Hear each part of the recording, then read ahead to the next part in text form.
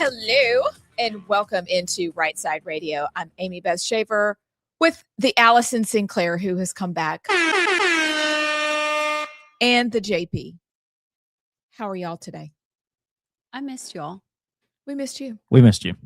I don't know. Y'all are going to fill me in. Like, it seems like a few things happened while I was gone. Just a couple, just a few things happened. One or two. Like, if an asteroid had hit Alabama and wiped it out, it might have been less surprising than all the things that apparently went down while I was gone for a week. Y'all couldn't hold it together. Well, like our old buddy used to say, when he'd leave, that's when things would happen. Well, every single time, it's the way it goes. It's just, it happened. But you were near Epstein's Island. No, she was on Epstein. No, I'm just kidding. I mean, it was tempting. You just made the list. It was tempting. So, yes. So we had a great trip. We went down with 4 other couples and did a little sailing trip around the British Virgin Islands, which I've never done before. Y'all, I'm still rocking, by the way. God, did y'all sleep on the boat? Oh, yeah. We slept on the boat. We ate on the boat. We showered on the boat. I mean, we were on a boat. Wait, so y'all slept every night on a boat? Yeah. What? Yes. It was awesome. I hate that. I get seasick. Well, I mean, you're by land. You're not like in the deep Atlantic You're not Ocean. like out there. You see nothing. And you're just like right there. Yeah, you're just right there. And it was such a cool trip. You basically island hop and all these different. So we flew into St. Thomas and then you go to St. John, and then we crossed over into the British Virgin Islands, and you do all those islands, and they each have their own little kind of distinct maybe resort, or some of them are like dive bars. One of the places we went was called Willie T's, and it's an old abandoned boat that they turned into like a restaurant and a bar. That's incredible. It was really cool. So you do all these different things, and you snorkel and you do all that. But yes, you were on a boat. I was on a boat for 6 days, sleeping, everything. God. And so I'm doing this right now still. Back and forth and back and forth. That sounds like hell, honestly. I don't know if somebody's listening, like a doctor or somebody, like when does it stop? Oh, boy. Yeah, because after cruises you feel that way. For a couple I did days. not feel like this after the cruise, but now it's kind of funny. Like I'm rocking, a little spinny. You feel a little tipsy, little spin. Yep. The one time we went deep sea fishing with our cousins, we barely made it out, and people started puking, and we had to go back. That's different though, because you've got all the waves. Like this is more like being on the lake, and maybe a wake boat comes by, and then you kind of get rocked a little bit. We did go by Epstein Island, which I should have waited until later in the trip, because the captain, who's from Ireland, I think thought I was insane. Yeah, I'm about to say, what was the response when you said that? I was like, oh my God, because I just wasn't thinking about it, which is crazy, because it's literally they used to all fly into St. Thomas, and then you just take a little boat ride over to Little St. James, aka Epstein Island. And that's how, so all throughout the Epstein files is all this talk about St. Thomas. And that's where we landed. You literally can see it, Epstein Island, just like right there. And so I get on the boat. They they tell us like our rules and stuff. What does Allison do? Put up my hand. Can we go to Epstein Island? Can we go by Epstein Island? And anyway, it was our last day. But we drove by, y'all. It is the weirdest thing to look at in real life, because you've heard so many stories. You see the main house and like all the videos that they've released. I looked, and you see the windows that are in the videos from the DOJ. And you see the patios, and you can see. But what I didn't know is he had his own little beach.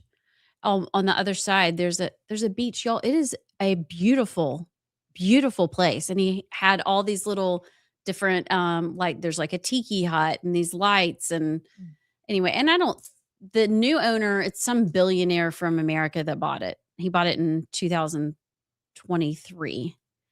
The only thing he's done See, I'd start exploding, like just blowing up. Burn stuff. it to the ground. Yeah. Or bring in a priest to do an exorcism. Yeah. Yeah. Well, you can't buy Little St. James you can't buy Big St. James, which is the bigger island, without buying Little St. James. So he had to buy both. But all he's done is he put in a helicopter pad, which I'm surprised there wasn't one there before. And you know the weird temple thing that was on the top that was blue and white? He repainted it and it's just white. But going by there was very, very creepy. And you think about, there's no windows. It's just like a big cinder block. No windows in the place at all. There's this weird like gate looking thing. But it was kind of eerie because now, especially on the hills of Prince, well, he's not a prince anymore. That got dropped. Andrew being arrested and all these resignations, you're like, for the longest time, you could kind of go, I'm not sure that it just sounds so out there. And now things are happening. And so to go by there yesterday was like, ugh, this feels awkward. But it's the discernment. Yeah, it was. Yeah, it hurts. It's not always fun to have that. No. And I didn't know about Zorro Ranch. Have y'all done any? Oh, Allison. Have y'all talked about that? No. Well, let's wait for next week. No, there's only so much people can handle. Yeah, I didn't know about that, but I can just see everybody on the boat, like Allison going, "Can we go by Epstein Island?" Everybody's just like, just turns and looks. That's funny. Luckily, they know her. They know me, but yeah, the captain was kind of like less than thrilled with my Americanism, and I just owned it, and I'm like, well, I'm exposed now. Everybody knows who I am. There's no not talking about politics or religion anymore. Let's just dive right in. Can we go to Epstein Island?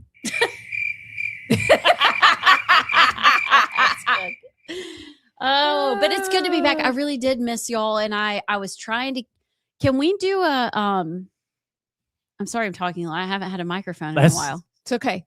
Okay, so can we do I kind of want to scroll through our text thread and go through, start back when I left, and go through each like drama. This is like in middle school. I told you all this yesterday. It's in middle school when you miss the really good fight in the stairwell and you can't make it there, and then everybody's talking about it, about how great the fight was, but you didn't get to see it. Yeah. That's how I feel about Alabama right now. There was a lot, yeah. And it really started like right when you left. Literally. Yeah. I told y'all though, last time I left, Abs and I were doing the other radio show, and the last time I was out of the country is when Donald Trump got shot. Oh, yeah. I forgot about that. And then I texted you because Will is the one who saw that. Yes. And we were in Italy. So we were however many hours 8 ahead. Ahead. Anyway, I just know I woke up to texts from y'all and so many people. And I'm like, the world just changed. You know, like something just pivoted. And feels a little the same way regarding Alabama, and I'm not even trying to be exaggerative. Like something happened this week, and I kind of want y'all to walk me through it because I want to relive it. We'll give you the rundown, or I want to live it. We'll give you the rundown, and this time frame it with something we were talking about before we got on air because I think it's important. So happily, because what was that? Truth. Oh, that's a big word. Abs. It's a big word. But it will take 30 seconds as a tack on. Just a little tack. Okay. A little bit. But it exploded. And you were not here to share in the explosion. Well, I'm going to catch up really fast. Y'all are going to tell me all the things. And I bet our listeners have a lot to add. There's still some drama unfolding. Mm-hmm. And I'm sure we'll get to all that. Otherwise, I haven't really paid attention to the news at all. So I'm going to be winging it today. It's going to be great. It'll be fun. JP has a great montage, it looks like, for us. What if it's lame? We won't tell him. We're just not. We're just going to pretend like it's great. But there's a couple of really big things that broke today, like Prince Andrew, or used to be. He's just Andrew now. He's a dirty dog. Mountbatten, Windsor. Mountbatten. What a biscuit. Ugh. Just, ugh. Anywho, we'll save the commentary for when we get to those stories and much, much more. So we're glad you're back. Thank you. Thank you. Glad nobody kidnapped you. No sharks ate you. Oh, yeah. Y'all made it around. You had a snake dream again. I did. You guys with the snake dreams. This one was different. Come on. This one was different. I feel like it means something. You never told me what it meant, though. What? Google it. It was a bird flying through the air, carrying a snake in its mouth. Like an eagle, perhaps? Yeah. Because in the air, that's the eagle's advantage. It wasn't a big bird, but I mean, it was big enough to carry a snake, like a pretty good sized snake. Uh-oh. Dreaming of a bird carrying a snake in its mouth generally symbolizes a powerful triumph of good over evil, spiritual wisdom overcoming earthly temptations, or rational thought conquering unconscious fears. Okay. Hey. Okay. Well. Or it could just mean you're crazy. Or it could just mean you were dreaming about a bird carrying a snake. Yeah. Or it could just mean you need to lay off the drugs before you go to sleep. That was it. That was it. Did I show you all my Jenga video? Yeah, you did. You sent it to us. That was, I don't know what made me think of drugs, but that was fun. That was fun, that Jenga video. So maybe that was my triumph. Winning in Jenga? Yeah, because the next person after me knocked it over. And so maybe that was, and it actually might have been that night. I bet that's what it was. But I was so excited, felt so triumphant. I bet that was it. Winning. Over unconscious See, like fears. I'm looking at you right now, and I feel like I'm like the room I'm doing. I'm just gonna do that the whole show. No, Every time you don't. look at me, just Hey, I'm and just gonna I'll like, move. I need it to go. I'll move. And there's something you can put in your ears. like what's Yes. wrong, Allison? Doesn't it have to do with your ears? Yes. I hope Can you we don't go to a have break? vertigo. That would be bad. awful. That'd be terrible. Do you throw up when you have vertigo? Yeah. Okay, I haven't thrown up yet. Okay. Yet. Be terrible. What do you do if you have to throw up during the show? Run. You just run. Run, Forrest. All right. I think this is where I take us out. I think that's what I do, but I can't remember. It's been a week. We'll be back. Enjoyed our conversation with Catherine Robertson, who is a candidate for Attorney General of the state of Alabama. Catherine began her public service in Washington as clerk and counsel to Senator Jeff Sessions on the U.S. Senate Judiciary Committee. She served as the vice president of the Alabama Policy Institute under Gary Palmer and has been the chief counsel in the Attorney General's office under Steve Marshall for the past 10 years. In this interview, we discuss what makes her qualified to be Alabama's next Attorney General and specific issues that matter to Alabamians and fun questions so that you get to know Catherine, the individual. We hope you enjoy our following conversation with her and get to know Catherine Robertson. Welcome. We are here with Catherine Robertson, who is running for Attorney General of Alabama. Thank you for joining us today. Really fun to be with y'all. Thanks for letting me wear a hat. I love your hat. Yeah. I'm upset I don't have my hat on. You're left out. I'm totally left out today. Hers is pretty cool, though. I can't read it because my eyes are going bad, but it's Marshall County Sheriff's Office. Sheriff Phil Sims gave me this hat. He's a good dude. I love to wear it. I am guessing he endorsed you. Yes. Nice, nice. Mm-hmm. Mine's Rightside Media. You can have one too. Yeah. Love it. Blue or black? Take your pick. Oh, yeah. Looks good. So why don't we we're going to get right to it. First question, pretty basic. What qualifies you to be Alabama's next Attorney General? Well, I came into the office with Steve Marshall. I beat him by about a month, but we learned the job together. We learned the job over the course of the last 10 years, but really those first 2 or 3 years, getting your arms wrapped around the office. And in my mind, if you have an opportunity to elect someone that's had that kind of training and that kind of experience over a decade with everything we've seen and everything we've experienced, seems like a pretty good choice. So that's why I'm running. I just hated to see 20 years of experience of that office of executive leadership walk out the door at the same time, because I think continuity there is going to serve well all of our newly elected constitutional officers. Right now in Alabama, what do you see as the biggest weaknesses in the criminal justice system? Well, we've corrected a lot of them. I'll say that. I mean, when we got there in 2016, our legislature was in a posture of really being concerned more about prison overcrowding than kind of the back end outcomes of leniency. And so we made a variety of policy changes, working with our legislature. And so the criminal justice system right now is a lot tougher than it was. I think the weaknesses right now come down to really two things. One, I'm not sure our DA's offices have the resources they need to move cases quickly. And two, there are just parts of our state where the elected judges just don't serve the people as well as they should. And so the slowdowns, I would say, are the biggest weaknesses. Now, last year I drafted a law that passed called the Speedy Trial Act, and we can get into that. But that is a tool that's going to be used and has been used to speed up violent crime cases. But it's just the slowdowns. You know, we wait too long for cases to be tried, for justice to be served. And a lot of times those offenders are out on bond committing other crimes in the meantime. It's a real problem. Are there activist judges? Do you see that frequently? Judges in Alabama pushing their own agenda? Or do you just think this is purely a manpower kind of office flow? I think there are places in our state where the elected judges are Democrats and have a different philosophy, probably a more lenient philosophy. You know, and you can get into a really deep debate about whether we should have elected judges or not. I think ultimately I think elected judges is a good thing, but once they're there and they're really lenient and people get mad, it's really difficult to recruit candidates to those races, and it's really hard for them to beat incumbents, and so you get a little stuck.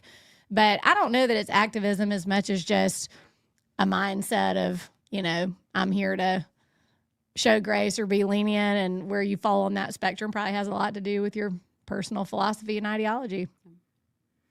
So, to the hat you're wearing and the illegal immigrants that are being gathered up in Marshall County, it's a place Alabamians probably know a lot about. That may be one of the first places people go, oh, that's in Marshall County. Yeah. What are the legal tools that Alabama has to respond to the consequences of illegal immigration? Yeah. You know, states have been hamstrung in large part to do immigration enforcement themselves. You know, Alabama tried to pass a law to empower the state and empower law enforcement several years ago, and most of that got struck down. So the best tool we have now is partnerships. Sheriff Phil Sims, who you just mentioned, has a great partnership going with ICE. And so it's just a collaborative, cooperative relationship. I think the unique role that the AG's office plays is the national litigation that we take part in. I mean, of course, we're going to be facilitating law enforcement relationships. We even have a federal law enforcement liaison to make sure we're all staying on the same page. But, you know, the president has had a very difficult time getting his immigration plans and executive. Welcome back to Rightside Radio. I'm Amy Beth Shaver with Allison Sinclair and JP. So we are seeing your text, and they are, as usual, hilarious. But we also want to take Miss Sinclair through the text thread while she was away, because things happened the second she left. It just ensures that good content is going to happen when one of us goes out of town. Fair? All right. Fair. Okay. All right, I'm scrolling up. We're going to the first. Okay, where are we starting? I got it. Okay. This is at 9:14 a.m. on Thursday. So this is the day I left. I guess at this point I'm in Orlando. And we're talking about that they just took a vote in the Republican caucus meeting, a secret ballot vote, and they didn't have enough yeses to pass the Public Service Commission bills. They weren't going to leave it to put it on the floor. Correct. And then I say, are y'all hearing anything else? Yeah. That was kind of what started it all, don't you think? Yes. Pretty much. Yes. That's Okay. exactly what started it all. So is that the meeting where the recording came out of, or was it another meeting? I think it was another meeting. I think it was another meeting. It is my understanding that it was another meeting, but it could have been that meeting. So we don't know. What we do know is that all of a sudden everybody's talking about a leaked meeting, And on the heels of the leaked meeting came the Alabama Power leaked audio. Fair? Oh, Yeah, yeah. So we're not even to the audio yet, but that happened. But I just was reading my response because if you remember, right before they took the secret ballot vote in caucus to see if they had the support, Tommy Tuberville put out his thing that said he totally supported the bill. Jimmy Parnell, the head of Alpha, put out his support for the bill. Al Gopp had put something out. The Republican Party had put something out. Who else? I mean, all these people had come out in support of it. There's a huge uproar. And then in caucus, it gets voted down. And I'm kind of like, I'm not so sure. In one of the texts, I said, I'm not so sure this was not a good exercise for Tommy Tuberville, who presumably will be our next governor. Right. For a lot of people in Montgomery that just got told to sit down by the people. And I actually think that's a great thing. It is. And I don't know why they listened, because a lot of times they don't. But the pushback must have been so great. But this is even before. It was a no just based on the response from the people. Yes. And this is before the Like, Alabama Power audio came out, right? it's before that. Matt Butler put something up, right? Yep. He put up that Oh. poll on Facebook, and The people were like, Hale County, no, then we don't want this. coincidentally, it went down. Yes. Okay. I was here for that. I remember Mm. that. Okay. So that may be what kind of story gets out. No in caucus. But before the no in caucus, there was the Tuberville. I support it. Ta-da. That was probably Wednesday. Then everybody sit down. Nobody wants this. That was Thursday. And then the switcheroo with sometime in between that day and early this week, you have the whole Let's see. Ledbetter, Stathagen, plus, oh, by the way, the Alabama Power leaked audio from the phone call. Well, yeah, that day, Ledbetter was already in the news because somebody texted me and said Banjo is Ledbetter. Mhm. And I didn't know what they were talking about. Oh, but yeah, y'all you must have text been us. talking about that. Mm-hmm. And is it because he can play the banjo? I have never understood why Nathaniel Ledbetter's nickname is Banjo. I don't know, but that was the first time when Amy Beth said it on the show. I was like, "What are you talking about?" Yeah. It's his nickname. We don't know why. Somebody tell us. It feels very Deliverance-ish. Like I think we need to change his name. Okay. I mean, I don't have a ton of compassion for Nathaniel Ledbetter, but I think we should come up with something better. Okay, well, What? I won't give the name suggestions because I was just gonna blurt something out, and I probably shouldn't. So Oh, we're about to go to break, anyways. are we? Yeah. We're only through day one. We Okay. come back, we can do montage, and then and then wrap up again. And then, okay. And I really want you to read that text. But now it might not make sense because everybody's going to be wondering why we're talking about throwing up. Oh yeah. That's okay. I love our audience, but some of the stuff they say, I'm like, what? I love it. We'll be back.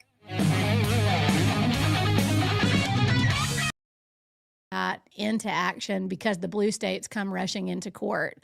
And so one of the most important things we've done is to back him up and to say the states are harmed when the federal government doesn't do X, Y, and Z appropriately. And that's why we support the president. He has every right to do this, whether it was the travel ban from a few years back or the Remain in Mexico policy or the parole for immigrants. We have supported the Trump administration or fought the Biden administration in all of those spaces, which is something only the AG's office can do. What are the non-negotiables for election integrity in Alabama, and as far as what the attorney general can control? Yeah. We obviously support all legislation that strengthens our elections. When we are inevitably sued, we defend those laws, to the furthest extent we can, and we've been very successful.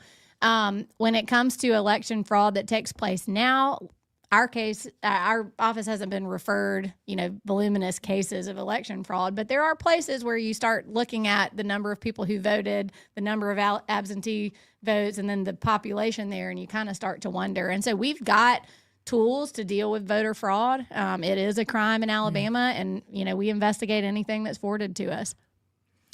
So talking about elections, what safeguards do you see that need to be implemented or reinforced when it comes to elections? Yeah, I think my view on kind of the safety and security of our elections is that we do it pretty well. But I do think that Joe Lovern has a bill this session to deal with election audits and that kind of thing. I think you can always be improving. You can never be too careful. Thankfully, again, there are only a few hot spots in our state. Some of them are in the Black Belt where the numbers just don't seem right. But I mean, the non-negotiables are, we don't do ballot harvesting. That's illegal here. We have voter ID. I mean, that's a total non-negotiable. And we have clean voter rolls, which I think we've made a big effort to do. The federal government sued us under Biden when Secretary of State tried to clean up our voter rolls. We fought that. So there are limitations on, how you accomplish these things. But I think it's something you've always got to be striving to improve. What do you think the Attorney General's role is in ensuring that our state government itself, the agencies and departments, are serving the people well? And how would you approach that part of the job?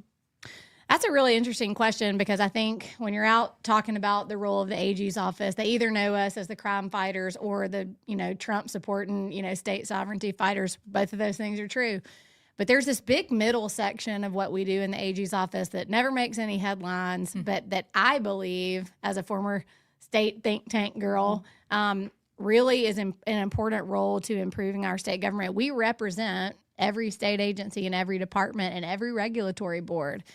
And that gives you access to information where you start to see, what are we doing over here? What are the trends over here? Why are you getting sued all the time? Why are you making life hard on these people? And it is a little bit of a stick. I mean, we don't run the agencies. We don't direct the cabinet members, but the role we play in representing these departments can sometimes expose, bad things that need to be corrected or things that just aren't efficient or aren't aligned with Alabama values. And so that's a role that that I have, taken on personally.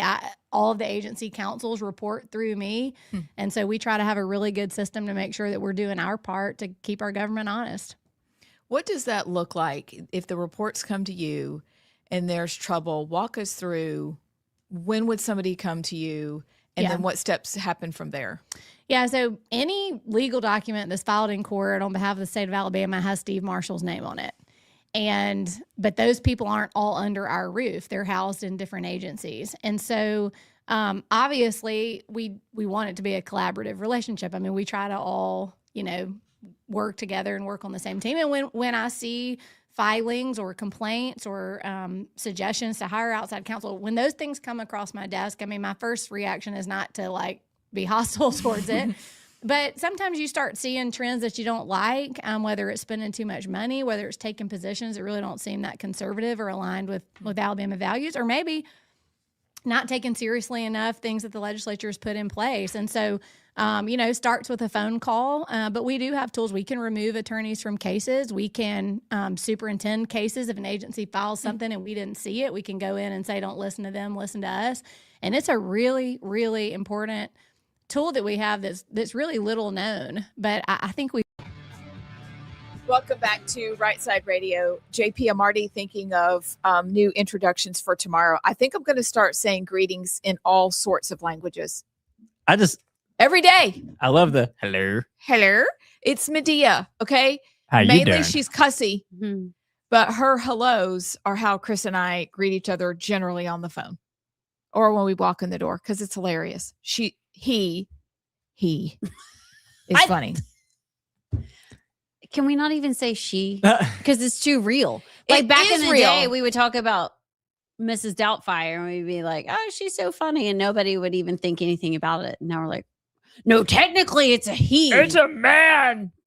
You know how we walked into the doors with each other in college with our roommates? You know how Kramer would always slide in the door in Seinfeld? I would always have to wake my roommate up for classes, and every morning I would swing the door open, slide in, and he'd jump up. And That's awesome. Kramer. That's great. Okay, so before we do a montage, let's go through the rest of the week.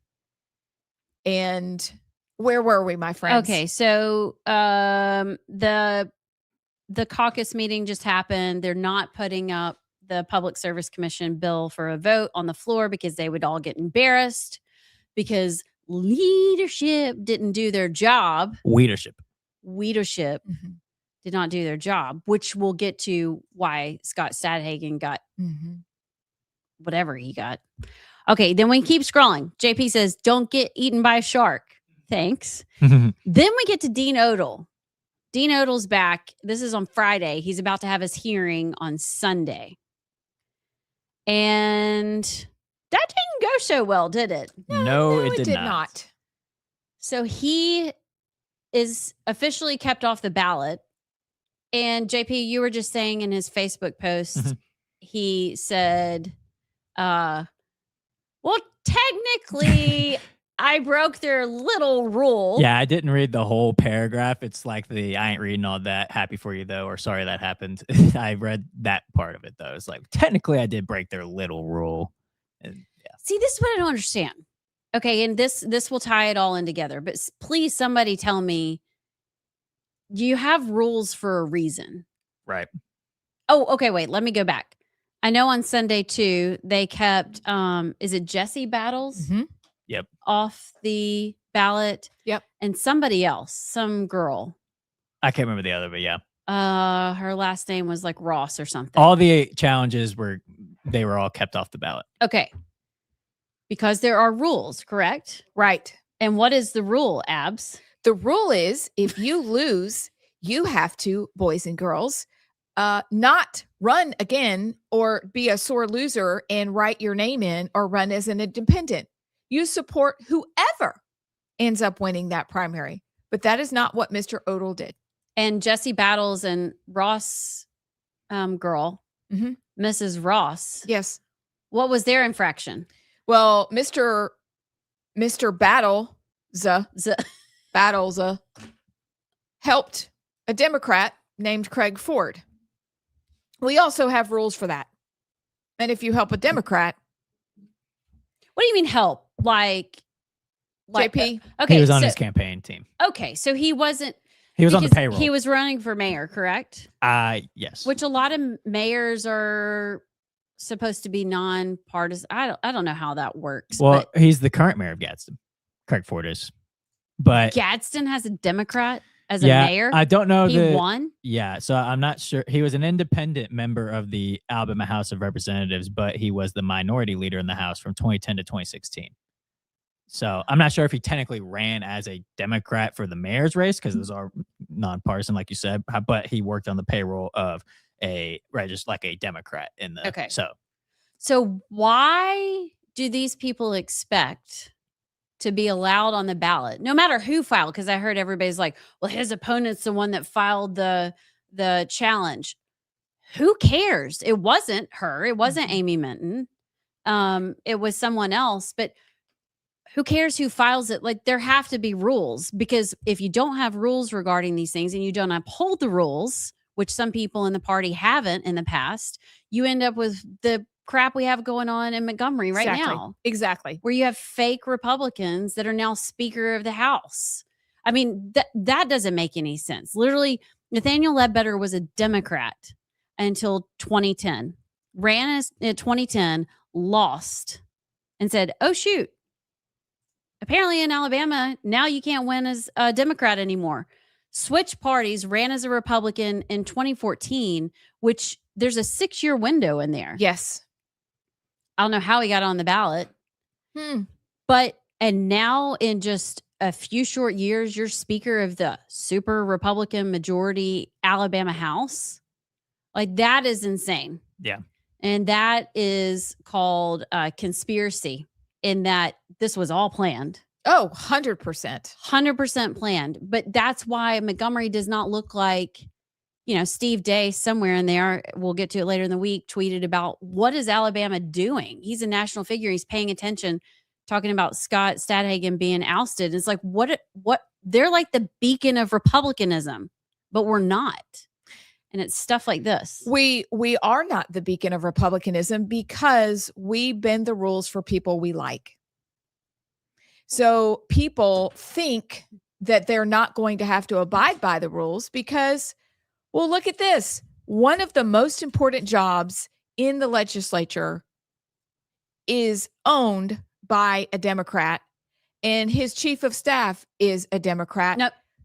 Steve Raby? Yeah, that's not his chief of staff. Well, Steve Raby I just is wanna in be- the office. Steve, yes. He is a Democrat, but they bent the rules for a very important position within the party. So no wonder other people go, but you bent the rules for him. Good What point. about me? And so really, as we were talking off air, the problem isn't that we're mad. The problem is there's a standard, like you just said, there are rules. And the rules for us, especially if you're using your palm cards and you're out there with your commercials and your guns and you're saying you're a church goer, you're a follower of Christ, and you lie and you cheat and you steal in figurative, literally, whatever. You pull a fast one on us, but it's all predicated, especially for the Speaker of House, on changing parties so you can get in office and then have your office run by a Democrat also. Why wouldn't people think that they could have the rules bent for them too? So Why not? Really good point. And I think that's it. That's what's so disappointing. And it's where we as voters and kind of outside observers have to get really smart and realize this is basically a game and we are all being played. Amen. And you look at their palm cards and their mailers, and like you said, they've got the gun and the Bible verse and the family and I'm a Christian conservative Republican. No, they're not. And we just kind of assume when we send them to Montgomery or DC that they're just going to do all the things they said on their palm card. And that's not the case because we turn our back and we don't want to pay attention. But even being very far away, I was so happy to see the people actually engage on this Public Service Commission issue. I don't know why this is the thing that got everybody all fired up, but it definitely feels like something shifted and people are going, oh. And I think it was the next day. I think it was on it was Monday when the Alabama Power recording came out, which was perfect. The people handled it. The people spoke up. The legislature, to their credit, okay, because we like to give credit. Thank you. When we can give credit. To their credit, they listened and they said, okay, let's slow our roll. Let's reevaluate this. But this comes out, Alabama Power recording, and you're like, I think everybody was like, oh, there it is. That makes sense. And so hopefully everybody now goes, we really got to start paying attention. Well, I think two main reasons why this in particular got such an uproar is because the Public Service Commission determines rates for power. So that affects every Alabamian. Yes. And it's one of the things that Alabamians I've noticed complain about the most about why is our power rate so high? So I think it was that on that front, but then also I think there was enough actual real conservatives in the legislature that saw what this was. And it was leadership just, we're just going to ram this through. Who cares? And I think enough of those went to their constituents and were like, guys. And I think enough of the people said, wait, you're going to have these three people appoint who determines our power rates instead of us voting for it. I think that is what caused the uproar because it's something everybody feels personally. So I think it was that aspect of conservative legislatures enough, like they were finally had enough of this, of the leadership not being real conservatives and being corrupt and we're just going to ram it through. Who cares? And on top of the constituents, like, hey, what the heck, Exactly. And it's really easy to tell people, as we have for years, this is how the game is played. But then when it plays out before their very eyes, you're like, see, this is what we were trying to tell you happens all the time. And so whether the recording was done because we moved to the next day and the other recording drops and we hear that Ledbetter is saying, I could give a crap about the Republican Party, regardless of whatever that was taken out of context. The problem is, guys. Wait. I'm sorry. What do you mean it was taken out of context? Well, he is saying that it was taken out of context. After that dropped, he was trying in other realms. Ledbetter was saying that Okay. Ledbetter was saying that was taken out of context. You're hurting all members of the caucus. That may be true. And that recording may not have needed to get out there, but for our sake, it did, because, ladies and gentlemen, we've seen your context for about 15 years, and we now understand how the game is played and how you guys look out for yourselves and not necessarily for us. And so maybe there was righteous deception in that recording. And maybe he said the wrong thing, but then the other thing that happened, in addition to I could give a crap about the Republican Party, is that Stathagen is now out, whatever means, and I cannot wait to hear your perspective on this, Allison. But the other thing that happened is a more moderate person was brought in, Chip Brown, the sponsor of the PSC bill to appoint, not elect. And oh my gosh, here he is in that position. What a surprise. And people go, wait a second. It's what you said. Have we all been being played? Because it sure feels like it.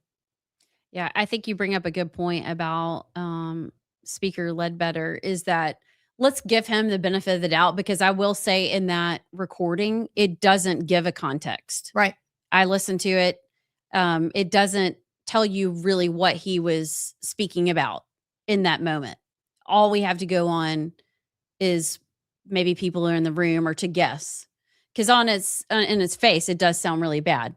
But what we can say is that since he has been in leadership, it does not look like, by his repeated actions of what he lets out of the Rules Committee, of what he brings to the floor, that he does in fact give a crap about the Republican Party. In fact, not everything, but most of what he does backs up the assertion that he does not care about the Republican Party or the Republican voters and what we want.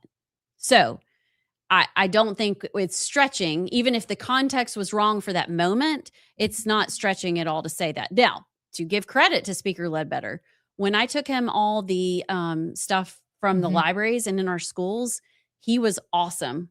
He was floored by the stuff that he was seeing. He had no idea. And that, again, is why we have to stay engaged, because a lot of our legislators just don't know. They can't keep up with the things that are happening in the schools and all that.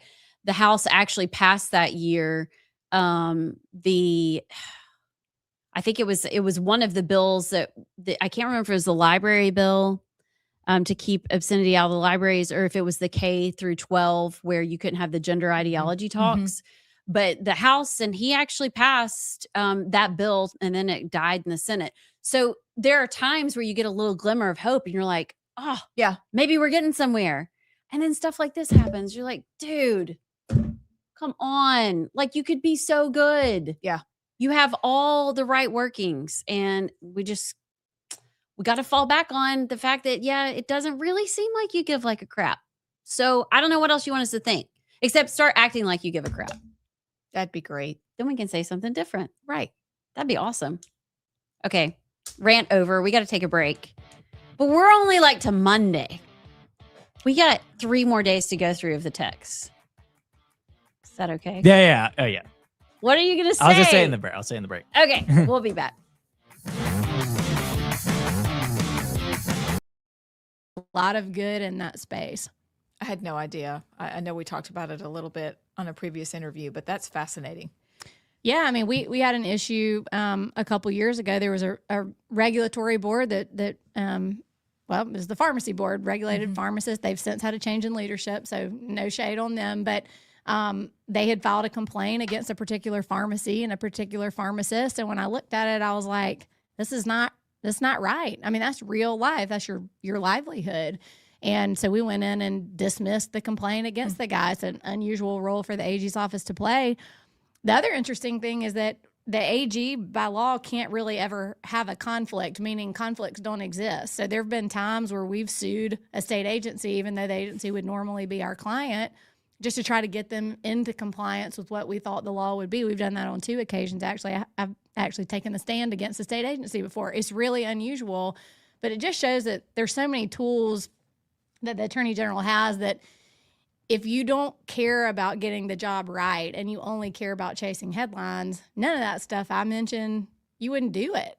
You know, I mean, there wouldn't be any use for it if you're just there for the politics of it. And so something I'm passionate about, again, I think that goes back to my experience at API and just really understanding our state government and the areas where it could be improved. And, you know, I think with the next governor, that's certainly something I'd be able to offer. Like, hey, Governor Tuberville, you need to know I've been seeing these trends out of this agency and we're not going to be able to continue to defend this. Can you help me out? And that's how it ought to work. That's great. One of the things we saw during COVID was, and really actually past COVID, is DEI and SEL and all this critical race theory stuff has kind of trickled down into even rural Alabama, which people swore it would never be there. But the federal government and schools, because we do take federal money, there are things that they push down that we have to follow. I'm thinking about all the Title IX, gender ideology, girls and boys and girls locker rooms and all that kind of stuff. What's your stance as if you were Attorney General of how do you protect the state and what the people of Alabama want? Yeah. And balance that with the federal government mandating these things happen? Yeah, so not to nerd out on you, but like in 2016, I wrote this paper before I left API called Selling Our Sovereignty. And I laid out all the federal funding that Alabama receives, which is not inherently bad. But I said, what if some administration comes in that's hostile to our values and starts using that as a way to shove things on us that we would never vote for in the ballot box? Well, they did, you know, and Biden learned that very early on. I mean, we had a situation one day where our Department of Agriculture called and they were like, we're going to lose our free school lunch program if we don't do this gender language stuff in all of our documents. And I was like, whoa. It was the bathrooms. You had to have, They threatened it through our WIC program, Women, Infant, and Children's, you know, supplemental nutrition program. They wanted that to be genderless. School lunches, you know, and then needless to say, public schools generally. So there's two ways you have to approach those things. On the one hand, you're running into federal court and you're suing and you're trying to get it stopped. And we do that and we do it well. But the backside of that is somebody's got to be communicating with state agencies to say, look, we can't let you violate state law, but we also know your federal funding is at risk. Let's work through this and navigate this together. And that's a big part of the role I played. It's like we're over here litigating, and yes, we want to win.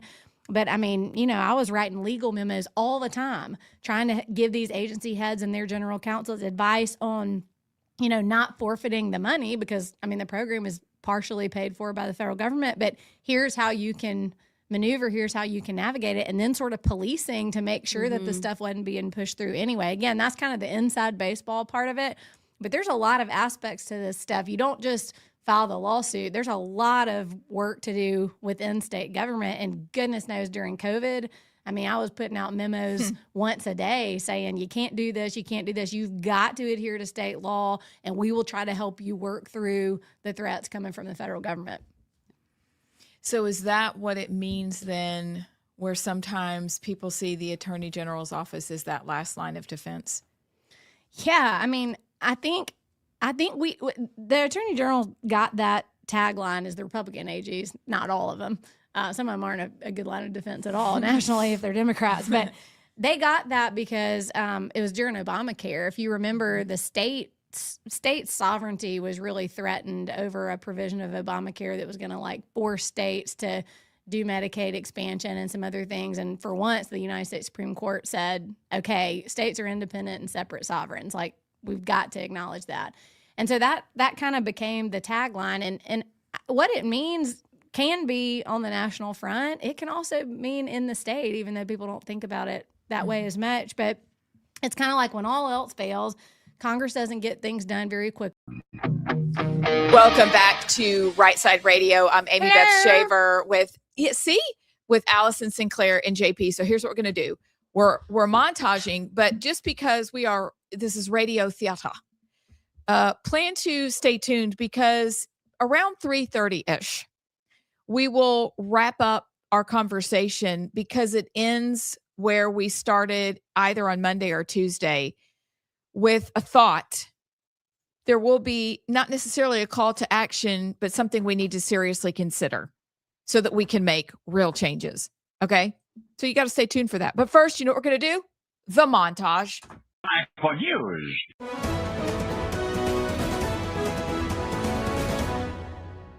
Police say they took the brother of King Charles into custody on suspicion of misconduct in public office. Officers reportedly arrived at the royal estate in eastern England earlier this morning to make the arrest of the former prince, who turns 66 years old today. The B-2 bombers are incredible. It went into Iran and it totally decimated the nuclear potential. So now we may have to take it a step further, or we may not. Maybe we're going to make a deal. You're going to be finding out over the next probably 10 days. Something crazy hit the wire, which is that Tucker Carlson was detained in Israel. The journalist was dragged into an interrogation room, and his entire staff was halted from entering the nation. Oh boy! The president's tweet about the sewage pipe spill. It is riddled with insults, but it's also riddled with massive inaccuracies. The sewage pipe that he is talking about is on federal land. And over these past 4 weeks, the Trump-Vance administration has failed to act. The question everyone's thinking about, John, is, are we back at square one? Well, it's hard to know what square we're actually at because the sheriff's been pretty guarded about the information he gives out. Now, there's two sides on that knife that cut both ways. One is he's protecting the integrity of the case for an eventual prosecution. But the other side is it doesn't do you guys any good for having fresh updates and fresh information. You guys, that story won't quit. It's weird. You know what's really weird about that story? What? Have you seen the Dateline interview? And I know we're going to break, but have you seen the Virginia, whatever her name is? Giffrey, Something like that. Guilfoyle. And who she's being interviewed by? Yes. Y'all got to stay tuned for that too. This is weird. You probably have seen it because y'all are paying attention. Weird. So weird. And also sewage pipe. We dabbled in that yesterday, but apparently today we're going to have to check into it. I really, why are we talking about a sewage pipe? Have you not seen the footage in DC? It's nasty. No, what do you, like sewage is spilling out in DC? Sewage. What? And we're not just talking about the actions of our leaders. Actual sewage. And we're going to look into it in the break so we can talk about it when we come back. And nobody's fixing it? No, we got to go look it up. Huh. When things become literal. Interesting. We'll be back. Get stymied at every turn. Who do you look to that can be agile and quickly rush in, to either promote something or defend something? And it really is the AGs usually working together, and it's pretty effective. What do you think is the most significant legal threat facing Alabama in the years to come? Not to beat a dead horse, but it's just a reclaiming of our state sovereignty. We really haven't made much progress. We've won some cases, so you solved the immediate issue, but large scale, have you heard Congress having a debate lately about how to return power to the states? We are going to keep having the same problems over and over and over again every time there's a Democrat in the White House. Every time. Because they look at Alabama as a deep red state, but it's a poor state that's heavily reliant on federal funding for federal programs, and they're going to jerk us around every time. That is the biggest threat, because every other thing that we work on, every girl sport, every, DEI, all that stuff, COVID vaccine mandates, all of that is pushed through because of a lack of state control. And so that's the biggest threat we have. Is the biggest thing that we need to beat back. So what does success look like for a conservative attorney general? Our mission statement is to make the state safer and the country freer. And so if you can walk away from the job, whether that's 4 years, 8 years, or in Steve's case, 10 years, and you can say that you've done that and moved that needle, that's success. I think the one thing I would want to be known for is that you never back down from a fight, and that you're extremely vigilant in making sure that these leftist things that come from Washington in some cases, or come from the corporate world in some cases, whatever it is, that you do everything in your power as Attorney General to make sure those things don't get a foothold in Alabama, because I think the AG plays the most important role in keeping Alabama conservative and preserving the values that we had. And if we'd been lazy over the last 8 or 10 years in the way that we did business, Alabama would look really different. Kind of last question, serious question. We've got some fun kind of get to know you questions. It's what we end the radio show every day with a would you rather, just a really fun something. But to wrap up, why should the people of Alabama, what qualifies you to be Alabama's next Attorney General? I think anytime you have an opportunity to vote for someone that has a track record, that's a pretty safe bet, because I have a track record. I have a 20-year track record. You can go back and read my op-eds from API on pretty much any conservative topic out there. And then I have a body of work over 10 years. And so when I go out and talk to the people of Alabama and say, vote for me, I'm not promising them something that I want to do or, hope to do. I'm saying vote for me because of what I've done. You can trust me to fight the correct fight. You can trust me to handle myself well, to build the relationships I need to, take on the fights that need to be taken on and to do them to the degree necessary to deliver success for Alabama. And so I just think there's nothing like, hands-on experience. There's nothing like being somewhere for 10 years and seeing the good, the bad, and the ugly, and then, weathering it fairly successfully. So that's what I'm offering. I just think that continuity out of an office has done a good job is a great thing for the people. All right. So, lightning round. Let's go. What's your favorite book? Pride and Prejudice by Jane Austen. That's so good. Or really anything by her. I think I read the Cliff's Notes. Girl, you miss out. It's really? good. Yeah. Can I just watch the movie? No, I'll bring you a copy. It's okay. It's a prized possession. Yeah. Is it like it's phenomenal? Thou shalt be? No. Okay. She's very witty, and it's a great book. Would we hang out with her? Yeah. It'll make you want to go to Bath, England. It absolutely. Yeah. Okay. Really. Yeah. Okay. What's one thing that we all generally you have to do every day that really annoys you? Dry my hair. Okay. Hate it. I only wash my hair once every 4 days. I don't do that every day. I despise taking my makeup off every night. Do you really? Yeah, I don't know. This isn't about me, but that's my thing. So it's really annoying. What about you? That's annoying to me? Yeah. Laundry. Okay. Yeah. I hate laundry. What trait do you most value in friends? Loyalty. Easy. What was your nickname growing up? KK. That's cute. My maiden name initials were KKG, and a lot of people still call me that. That's good. So, what's your dream job outside of politics? Outside of politics, I would like to be a water ski instructor. That's so good. Okay. I'm a great water skier. I can slalom and hold the rope with 1 foot. And no, you can't. Yeah. And I've taught other people how to do it. And I think I'd like to do that full time if this doesn't work out. Okay. I don't know there's a how well future it for pays. I don't know how well it pays. And if y'all want me to send you a picture of me skiing, holding the rope with my foot for this podcast, I can. Yes. Okay, yeah, great. we need to see that. Great. If you had given me a million guesses, Yeah. that would have been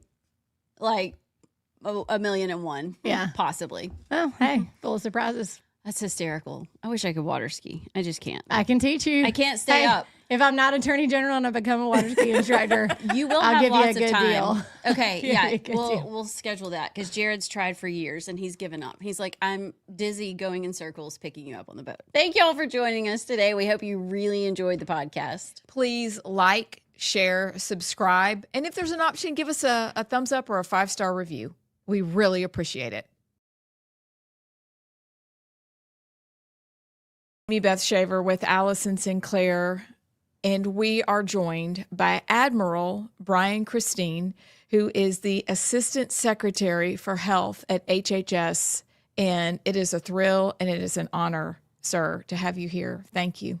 Oh, it's a privilege to be here. It is so fun to have come back home to Sweet Home, Alabama, to come see my family and to do this, to work with y'all, to do this podcast to help get the messaging out that we need to, so the American people know the good things that we're doing in Washington, the good things that Secretary Kennedy and President Trump are doing. And so as we start off, I have to give a shout out, obviously, to our president and to Secretary Kennedy, because they are working so hard to make this country healthier than she's ever been, to make Americans stronger than.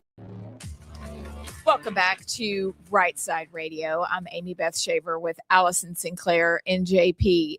So first up today is a story we've long heard about, and it's Epstein, but it's that Prince Andrew, whatever his name is, Windsor Mount. That guy, Mountbatten. He lost his title, okay, and he should have, but he's been arrested today. And is anyone surprised that they would make a show of this arrest? I'm glad they have. It's about time. But where are the rest of them? See, I don't know. My suspicious radar pops up with this one. Yeah. Because, well, what, like now, like, was there some revelation that you didn't know before? I don't buy it. Why now? And the actual like arrest, what he was charged with was not trafficking or anything like that. It was misconduct, or he was arrested on suspicion of misconduct in public office. So I don't know. I'm not sure exactly what my suspicions on like why they would do it now is, but the timing seems weird. It's like, we've known about this for how long, and then why him? Why not like Les Wexner? Why not the others? I don't know. Maybe somebody wants him out for other reasons, and they're using this as a front for it. But it's just, and also the rape gangs. Yeah, you're gonna let all those people go? Like, we didn't learn anything new with Andrew that we haven't known already, at least what I'm seeing from the Epstein files. So I don't know. I think some things, though, have changed. Like, if y'all saw New York Magazine put out an article talking about, for all these years they made fun of Pizzagate, and they're like, this is so dumb. Mm-hmm. And now they put out an article yesterday talking about that Pizzagate is real. If you look at the Epstein files, pizza is mentioned 842 times. And they're like, why in the world would you need to mention pizza? And then all the adjectives that go along with pizza. It just doesn't make sense. And then Reuters yesterday, did y'all see what Reuters put out? Mm-mm. Okay, so this is not like right-leaning conspiracy. This is Reuters. This is Reuters, okay? This is what they posted yesterday. Millions of files related to Jeffrey Epstein suggest the existence of a, quote, global criminal enterprise that carried out acts meeting the legal threshold of crimes against humanity. A panel of independent experts appointed by the UN Human Rights Council say. That's great news. I mean, that's huge.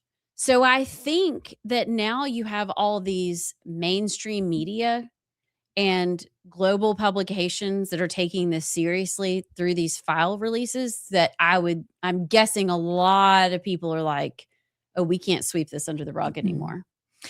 Also, and by the way, when I mentioned the rape gangs, because Andrew is, from the UK, and they're having the problems with the rape gangs because of all the Pakistanis there. This is why I'm throwing it out. Racist. I know, I'm terrible. But it is fantastic that people are beginning to take it seriously. And it makes you wonder if Ben Swan, you remember he was one of the first to report on Pizzagate. And even when we talked about it on our show a couple years ago, people thought that is ridiculous. And now they don't think it's so silly anymore. Frankly, it's horrifying that this happened at all. I also hope that from there, they will begin to go back to all the people, the women, the men, the children at the time who were trafficked, who were sexually assaulted, made to do depraved things, that they'll now go back to them and get their stories and really figure this out so that there's no reason why anybody who had proven involvement isn't. I am in favor of the death penalty. If you have, it's like Alabama. If you've raped a child, death penalty's on the table. So here's the thing, though, because we've seen several high ups, like in Hyatt and different places, Keir Starmer's guy, they have stepped down, resigned voluntarily, been removed from boards, all that kind of stuff. Now you see the arrest of Andrew Mountbatten Windsor. What a He's dumb name. Not a prince anymore.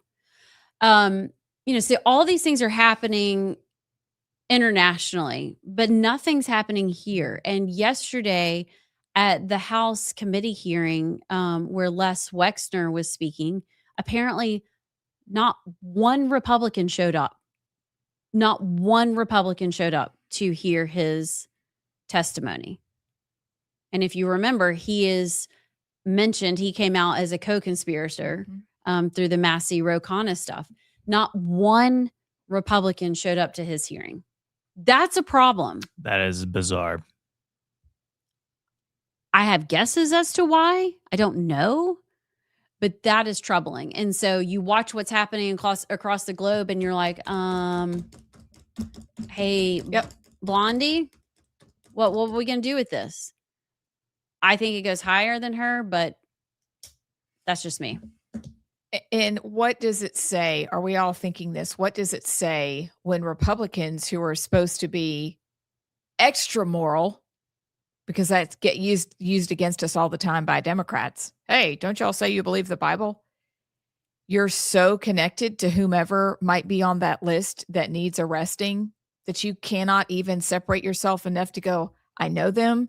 They were my friend, but they need to be brought forth and justice needs to be served. That's a problem. So it makes you wonder even more, how deep and how high does this really go? And we haven't talked about Zorro Ranch. I can hardly wrap my brain around the things that I've read about that happened there. But conspiracy theorists so far are batting 1,000. And the people who need the most justice are batting 0. Yeah. I just don't know why. Why what in particular? I mean, just why nothing's being done. Oh, I mean, I think I know why. It's because enough implicated people are having their way in terms of, I don't know if it's through money or just through somehow the people who are implicated are having all this Epstein blunder be how it is. Like that they are somehow having influence, and that's where But I mean, what you're saying, okay, this is the Trump administration. Trump has all his people in. So if what you're saying is true, then it's all them. Oh yeah, yes. And they're so enmeshed in it, whether through themselves personally or their bestie. I mean, it's what Amy Beth is implying, but what you're saying. Yeah. No, the DOJ and the Trump administration has partaken in the one of the biggest cover-ups in American political history. And that doesn't mean that Trump himself is implicated and done anything, but somehow people with a lot of money have convinced the Trump administration to help give them refuge. I think there is a part of it that Trump is in the files, even though he's not directly implicated. And I think they were worried that that would look bad and be twisted by the media and the Democrats. But I really think the main reason is a lot of rich and powerful people who are friends with Trump or somehow have an in on this administration or maybe there's some sort of blackmail being used against members of the administration. Like, I don't know, Howard Lutnick himself said that he went to the island after he lied and said that he never been to the island. So it's not the most squeaky clean administration from top to bottom. So somehow the powerful people, I believe, are having influence on having this be covered up. And that's hideous. That you'd rather not your friends, not have them hurt despite their terrifying actions. You'd rather just let that go. And that is like, God help them all Yeah, seriously. in the end, because it'd be better for you to get justice here than the justice you will get someday. Because we are going to get the justice that we deserve, either because we're covered or because we're not. So I can't imagine how many people in the administration or close to the administration must be involved. That boggles the mind that you'd rather just save your friends.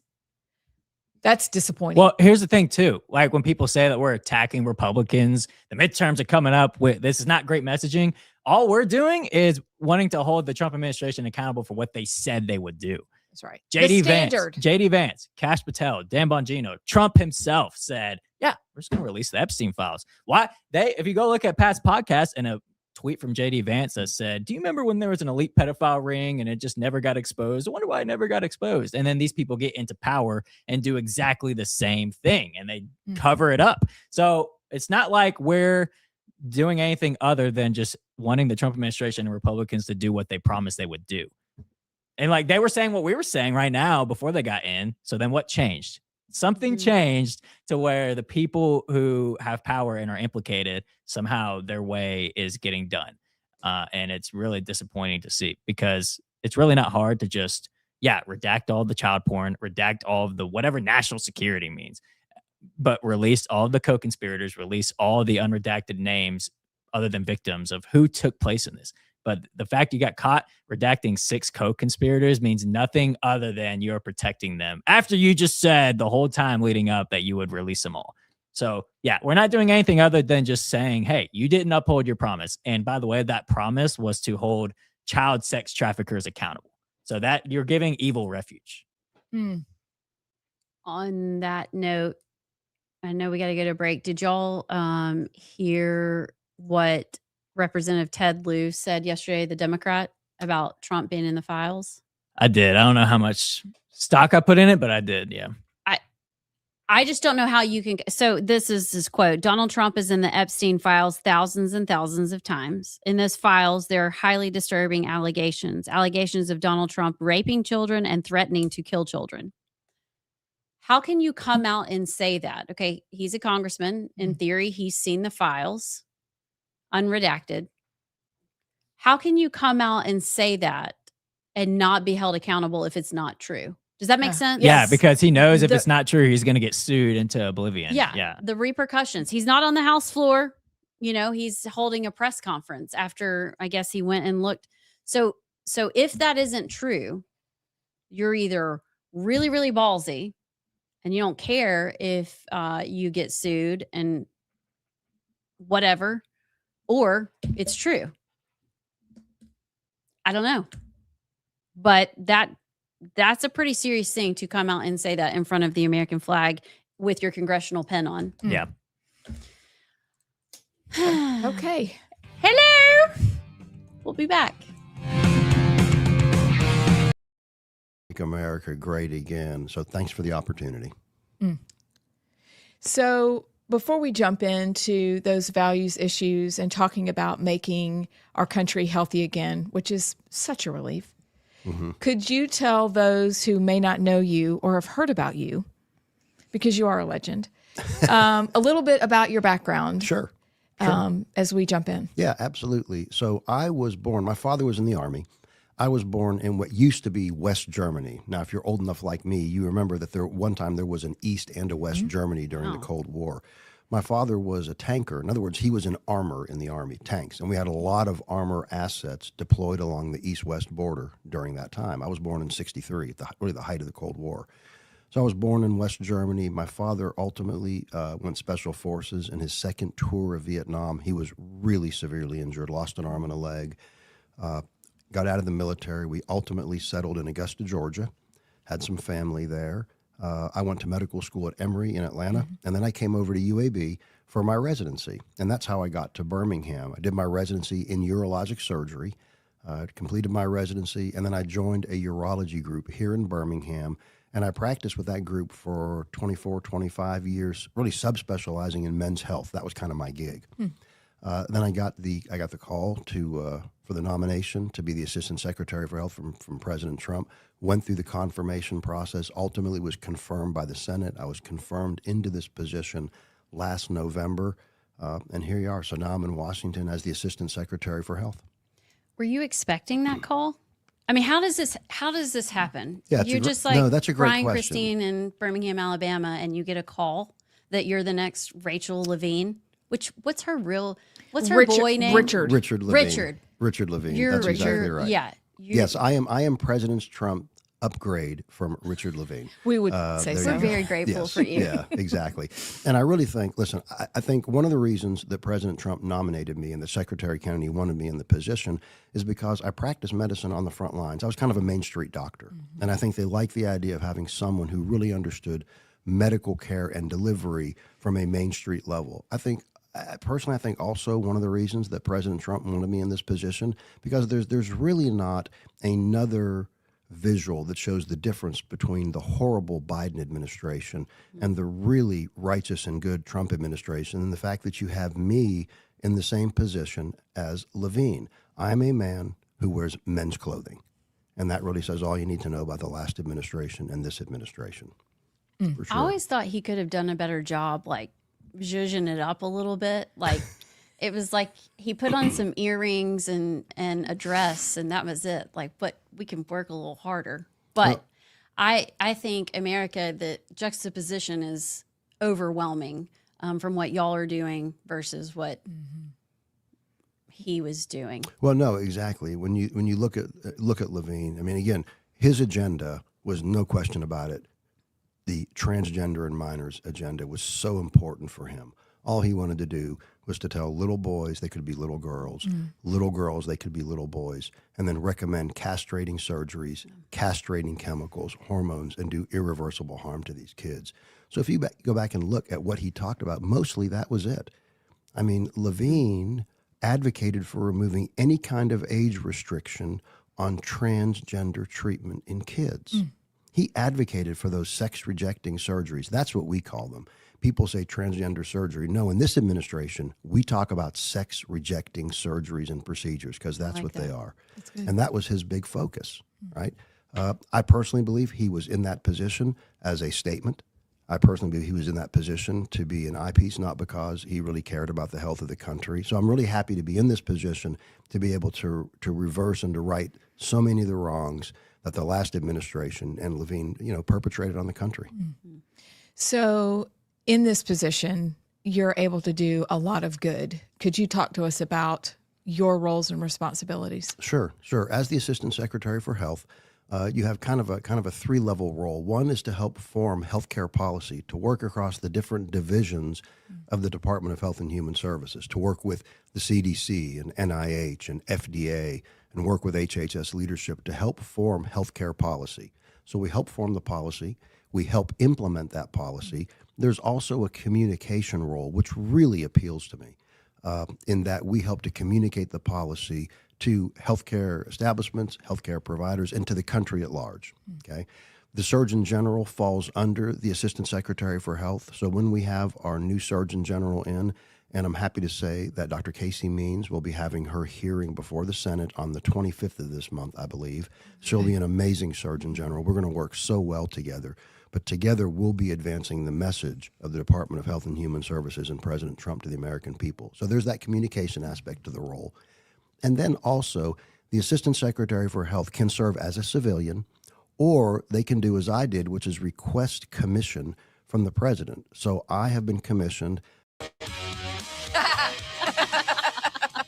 JP is laughing at the conversation we just had. Do you know how much power I feel? Y'all are talking about what you're talking about, and then I put and y'all just go. They snap. Ta-da!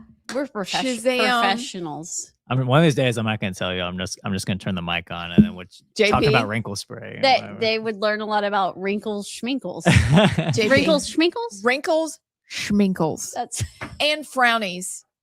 Okay, JP, I can see you out of the corner of my eye, so I dare you. Game on.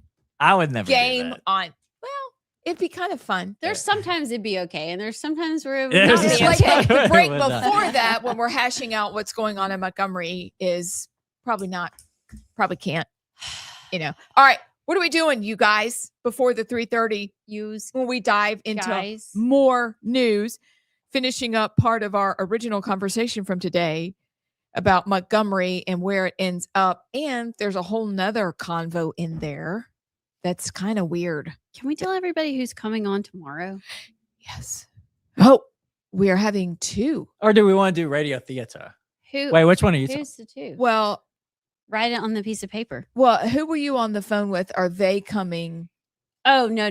That's next week. That's next week. Okay. We can't say that one. Okay. Who are we having on tomorrow? Allison. Wait, are we allowed to say why? I don't know. I think so. Let's hold that. I'll go check. Please hold. Okay. JP called an audible. We'll abide by that. Do we okay. have any texts? Yeah. Yeah, we do. Yeah. Indeed. If y'all want to text in, let us know your thoughts. That number is 833-687-4448 or 833-68-RIGHT. Let's see. Rhett from Danville, first of all, he says that a bird with a snake in its mouth is actually on the Mexican flag. Talking about your dream. It Are you is. secretly Hispanic? I do love Mexico. Or Mexican? Are they not Hispanic? They're Mexican. They're Mexican. Well, I mean, they're they Hispanic, are, but specifically they're Mexican. Yeah. That's interesting, actually. It really is. I don't know what it means, but that's what I was dreaming about. Maybe that could be our logo. Just the Mexican. The Mexican flag? No, the an eagle with a snake. That's actually not bad. Y'all just said that in the exact same cadence. That's kind of funny, actually. That should be a really quick reel. Okay. Anyway, carry on, sir. You were talking about rocking, and you're still. Oh yeah. Chris from Starrett says you should try a 6-month deployment on a destroyer, rocking enough to almost walk on the walls. Oh my word. Okay, I'm trying to think of the construction of a destroyer because I did notice. Okay, we were on a catamaran, which has the 2, but the boats with the holes. Are you thinking boots with the fur? We are so alike. Yeah. Okay. I don't know why. Okay, the boats with the holes rocked a lot more. The boats with the holes. Like like with the one thingy that goes down in the middle. We don't know. We have no knowledge of this. Ask him how a destroyer's made. I'll just look it up. Yeah, because sturdily. It's made sturdily. But it doesn't have, it's like riding a tricycle versus a bicycle. And the bicycle boats were really swaying. Ugh.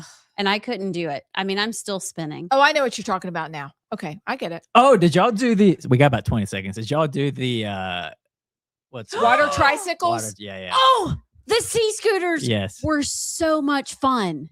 Yeah, I bet they were so awesome. much fun. And we didn't have enough for the whole group to have one.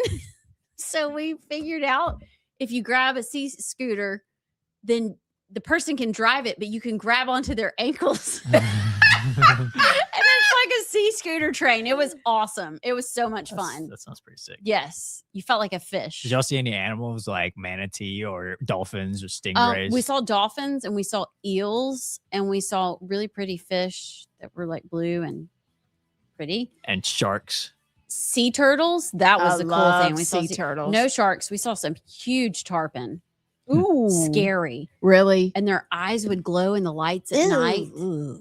It was scary. Anyway, yeah.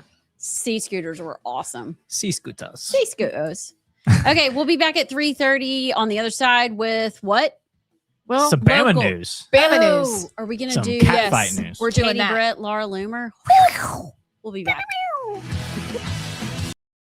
As the senior admiral at the Public Health Service, specifically the Commission Corps. So you have the U.S. Public Health Service, and then you have something called the Commission Corps, and these are commissioned officers. I'm a 4-star admiral. I lead the Commission Corps, and so one of the other roles I have is as a flag officer, an admiral, is to lead the Commission Corps of the Public Health Service, and that's about 5,400 doctors, nurses, pharmacists, therapists. Believe it or not, we've got a few veterinarians in there as well, Wow. dentists, dermatologists. We are Secretary Kennedy's tip of the spear strike force for public health initiatives. And it's really a privilege to wear this uniform. It's a privilege to receive the salutes that I receive from other members of other uniformed services and my own officers. To wear this uniform is a privilege, but that's a big part of what I do, is to lead the Commission Corps, because we really are the edge of the knife, the tip of the spear for public health in the United States. And I have officers deployed other parts of the world as well, primarily in the U.S. We work at Guantanamo Bay, for instance. We work with ICE agencies. We work with DHS. We supply doctors and nurses to the Indian Health Service, which is a big role. We have officers that work at FDA, work at CDC. They're out in community health centers. So we're all over the place, but that's part of my role as well. Wow. That's a lot of people. It's a lot of people. I had no idea. It's a lot of people. And these officers, these are good men and women. These are good men and women who want to serve, who care about this country. And one of the things I have been told by officer after officer is they said, we are so happy that we have a new Assistant Secretary for Health. We're demoralized by our prior Assistant Secretary because we knew he didn't really care about us. He put the uniform on as a political stunt. Brian, you wear the uniform because you care about the country and you want to serve the president and the secretary. So going into this role, like you're just kind of starting. If now, and hopefully we'll do an interview as you're leaving and we can reassess, but give us your top three, like these are the things that I definitely want to get done while I'm here. What would those be? Yeah, and so my agenda is, of course, Secretary Kennedy's agenda and the president's agenda. We all work for the president. He's the commander-in-chief. I work with Secretary Kennedy as we both serve the president and serve the people. And so the things that are really important to us at the Department of Health and Human Services, we know that affordability of health care, affordability of drugs, making sure we have good health care delivered to everybody, whether it be in a city or in these rural environments, that is something incredibly important to the president and the secretary and myself. Also, we have our values issues. In other words, and we can talk about this, right to life issues, respect for the dignity of every man, woman, and child in this country. That's incredibly important to us. Taking care of men, taking care of women, that's important. So affordability, these values issues, and doing everything so different from the last administration and the last Department of Health and Human Services. We absolutely are guided by science. That's something that Secretary Kennedy has said again and again. We are guided by gold standard science, and we use that science to form policy and to do things that are going to make America healthier than she's ever been. Okay, but Dr. Fauci says he is science. So are we Dr. Fauci science, or are we, like, how do you... Are we science? We are science. We are science. Listen, people can think what they want about Dr. Fauci. I prefer not to think about Dr. Fauci. I don't have much regard or respect for that individual.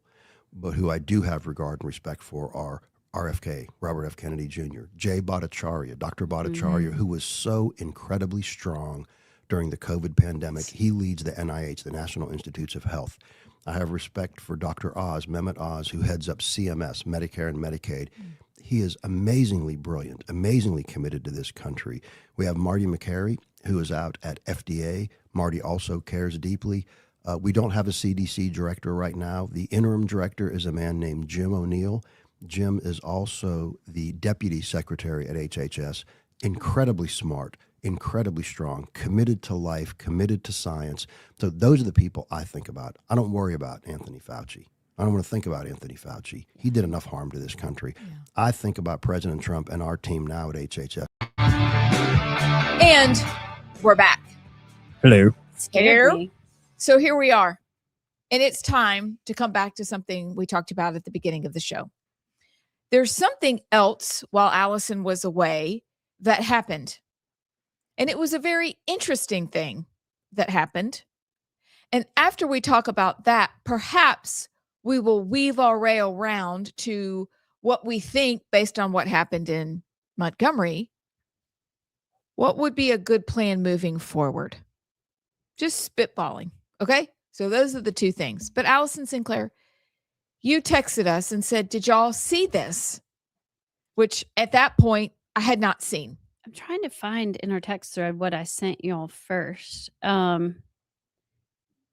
This is just really weird. This is okay. This is what I sent. This was Laura Loomer. So if you don't know Laura Loomer, she is what, an influencer, far right, Trump Psychopath. Sorry. maniac, little cray cray. Yeah, ran for office in Florida. Remember? Yeah, little. She's just extreme, and some things you're like, she's spot on, and some things you're like, oh, this is weird. But she loves Donald Trump. She's very loyal to Donald Trump. I actually saw her at the inauguration. She was at the same ball we were at. Really? She looked like a real person or no? She looks exactly like she does on social media. Like she's wearing somebody else's face as a mask almost. Yeah. She's had too much work done. You think it's work? Hold on. Yes. I've got to go. Have you look seen her old up. Some old people pictures? say she's a man. I know. If you look at old pictures of her versus now, oh my goodness, it's insane. I don't believe that one. Oh, it comes up Laura Loomer plastic surgery. That's what, when you type her name in? Yeah, it's weird. Wait. Huh? Okay, anyway, she's just a personality that's out there, if you don't know. So this is her post that I found when I was rocking on the boat. I'll be on the Jeff Poor Show at 12 p.m. Eastern today with April Marie Fogel, who was filling in for Jeff. I'll be discussing Rhino Senator Katie Britt and Katie Britt's betrayal of President Trump and a new delusional poll that claims Katie Britt's endorsement is more powerful than President Trump's. How about that? How about that? Which actually, we talked about that poll, but I'm like, what the heck is going on? Like, why in the world is Laura Loomer? It was so random to me. I kind of figured Jeff Poor, he may know personally Laura and had her. That's kind of how I thought. But then I didn't even know it was April Marie doing the interview. Yeah, so. Jeff wasn't even there. Mhm. He just had a baby. Well, his wife had a baby. And so he's off. So April Marie was filling in. So I'm like, what? This is just weird. But this is also around the time that apparently it came out that Laura Loomer was the one that took Donald Trump, the Katie Britt tweet where she said they were talking about the Obama video of them showing up in the jungle at the end of that clip. And then I guess, so Katie Britt put something out and said, this is totally unacceptable. That should never happen. Actually, the tweet wasn't as bad as I thought. It was just like unnecessary. I don't know. The tweet was, I didn't think was like condemning Trump. It was just saying, kind of thought like what we said, like, hey, staffer, before you post it, make sure you clip it right. Right, exactly. So apparently Laura Loomer was the one that took that tweet. And then I guess Tim Scott tweeted something else out about it, about President Trump, and saying it wasn't right, that you can't depict the Obamas, which actually, if you watch that whole video, it was a bunch of Democrats that were, anyway. But I still am like, what? This is just weird. But did y'all think anything about it? Or you just thought she was friends with Jeff? Well, because I know Jeff, worked with Steve Bannon and others, so I figured he probably met Laura in that world and just saw that it was an Alabama trending story and had her on. That's how I thought of it. And then when the Laura Loomer thing, this is the thing she does. She always says, I'm making, like, for example, the first Iran strikes and all the Republican or conservative influencers that were saying it was wrong. She was like, I'm printing out a sheet of all these and I'm taking them right to President Trump's desk. So it's just something she does. And there's nothing women hate than other women. So I think she maybe saw Katie Britt is trying to position herself and got jealous and used that as an opportunity to suck up to Trump. That's all I thought of it initially. And that maybe, were you just like, this is just weird? Yeah, I thought it was weird. I wondered how that connection was made. But when you bring up Bannon and all the people that Jeff Poor does know, it made sense. And I'm like, oh, okay, sure. But does she and April Marie know each other? Like, it was a whole thing that I thought, okay, I guess they're just having her on because it's a story. But it didn't. None of it made sense to me. Do you think it was warranted for her to go after Katie Britt like that? So we've got the Trump shouldn't, post stuff like that, the tweet that Katie put out. And then the poll, which said Katie Britt's endorsement is more powerful than Donald Trump's. I hate to tell Laura Loomer and probably Donald Trump, so I hope he's not listening today. I know sometimes he tunes in. But Alabama loves Katie Britt. Mm-hmm. She has a lot of influence in this state. So why is that? Like, why would Katie Britt has been one of Trump's strongest allies in so many ways. So why would she start digging in? I just could not figure that out. Well, it was also the New York Times puff piece that came out. Oh, yeah, And so that's true. that the timing of that, and then maybe a week after her putting up the tweet saying that it shouldn't have been posted or whatever. I don't know. Laura Loomer can do whatever she wants, but like the other angle of Katie Britt, what did you expect did you expect Trump not to? Because Trump is a very, like, if you even step out a little, ask Mo Brooks, ask all these, Yes. he will cut you off, and he wants his people ultra loyal. Yes. So she's probably, if she didn't want this reaction, she probably just shouldn't have posted anything at all. But I don't think this response, like, this is Trump.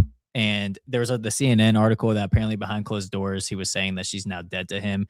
I mean, what did you, if you're going to post something like that, what did you expect when you're dealing with Trump? And then the Loomer angle, I don't know. This is just her usual, what she does. Yeah. Well, I took it a step further because I was, You had time I to wasn't think. here. You're on and I had Epstein time to Island. think. You had I time was- to think. I was sitting on Epstein Island and I was like, huh.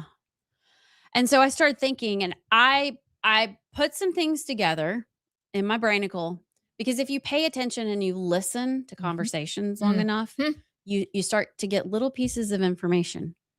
And then sometimes those little pieces are all connected with a thread. So I won't say who, but I really think there was somebody intentionally behind this. And there's a motivation there for why they did this. And I really think I'm right. My point is not who it is as much as I want to remind everyone, and this is really good because it goes back to what's happening with Ledbetter and Stadhagen and everything in the state house. Like, what we see, whether it's a candidate that is going to run for something, whether it's a messaging something, whether it's a timing of when a bill is dropped, whether it's, nothing is coincidental. Nothing is organic. Nothing happens without a lot of strategy and manipulation. And sometimes manipulation, not necessarily in a bad way, but like you have to work the angle. Like nothing happens by chance. And so this whole Laura Loomer, Katie Britt thing, not a mistake. Like when you see something like that and you start to go, this is weird. Yes. It probably is weird.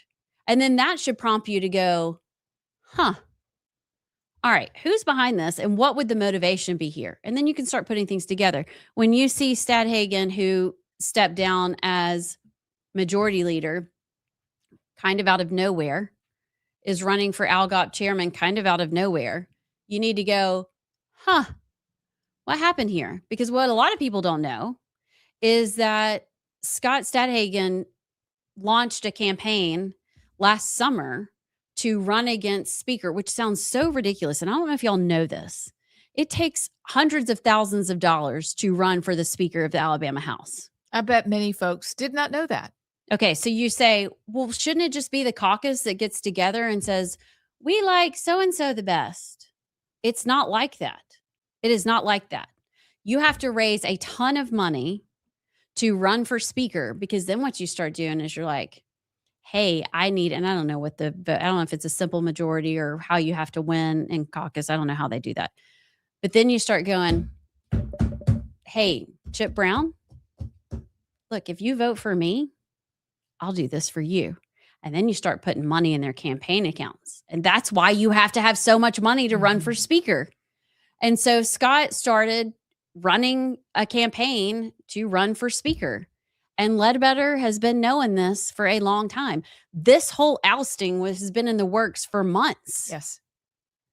And it prevailed. And they got what they wanted. And so my point is, whether it's Montgomery, DC, probably in any business organization, nothing is accidental. And start asking questions. This seems weird.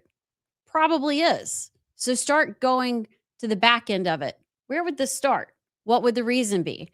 And start figuring it out, because usually there is a strong motivation behind it. sometimes I wish our side, the good guys, were much better at this. It feels kind of icky sometimes. Yeah.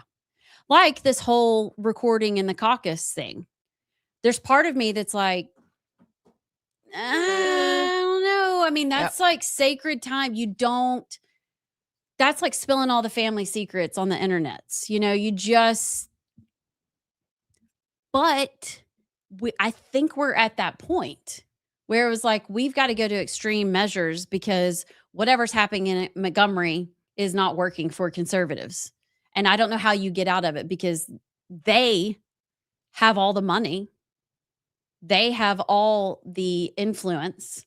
And so you're just the little guy trying to do what you can. But it does feel icky sometimes, but we've got to figure out how to play the game a little better. Maybe we have in this instance. I don't think we play the game well at all. At all. And so how do we help ourselves? It's something that we've talked about all week long. And it's something that we won't do because we don't want to do it. But now perhaps we all could help it happen. We need to close our primaries. Because we have Democrats running the show with an R by their name. It's not real.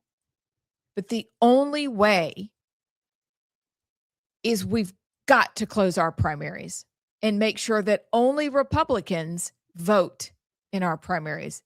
Many of the issues we have would vanish. They would disappear. But Republicans, why won't we do this? You want me to answer? Or is that just a rhetorical? Just, let it hang dangle out there. it. Just a little dangle it. Y'all think about We it. got a dangler. We can come back to it. But why? Why have we known for a long time we need to do this and we don't want to? But I do think what you're saying is important, Allison, from the stance of to look at it through a lens of everything is intentional, because I mean, before I really was like involved in political talk or in this world, I would have most of what I see is just kind of like random. Oh, that's weird. Keep scrolling. Oh, that's kind of weird. Keep scrolling. But when you look at it through the lens of everything is intentional, every headline in terms of like everybody is politically positioning themselves in one way or the other. And so if you, like you said, if you think it's weird that Laura Loomer is chiming in on Katie Britt in such a visceral manner, but then coming on to the airwaves in Alabama to talk about it, it is probably weird. So, and then you can connect the own, if you want to go that far, connect your own dots, but to be informed and to not be fooled as a normal consumer of news, I think it's important to have a skeptic eye of everything of why, because everybody is doing something for their own gain or for their own reason. And yeah, it's just important because if you don't look at it through that lens, then you can be easily pulled one way or the other and have that effect that they want to have.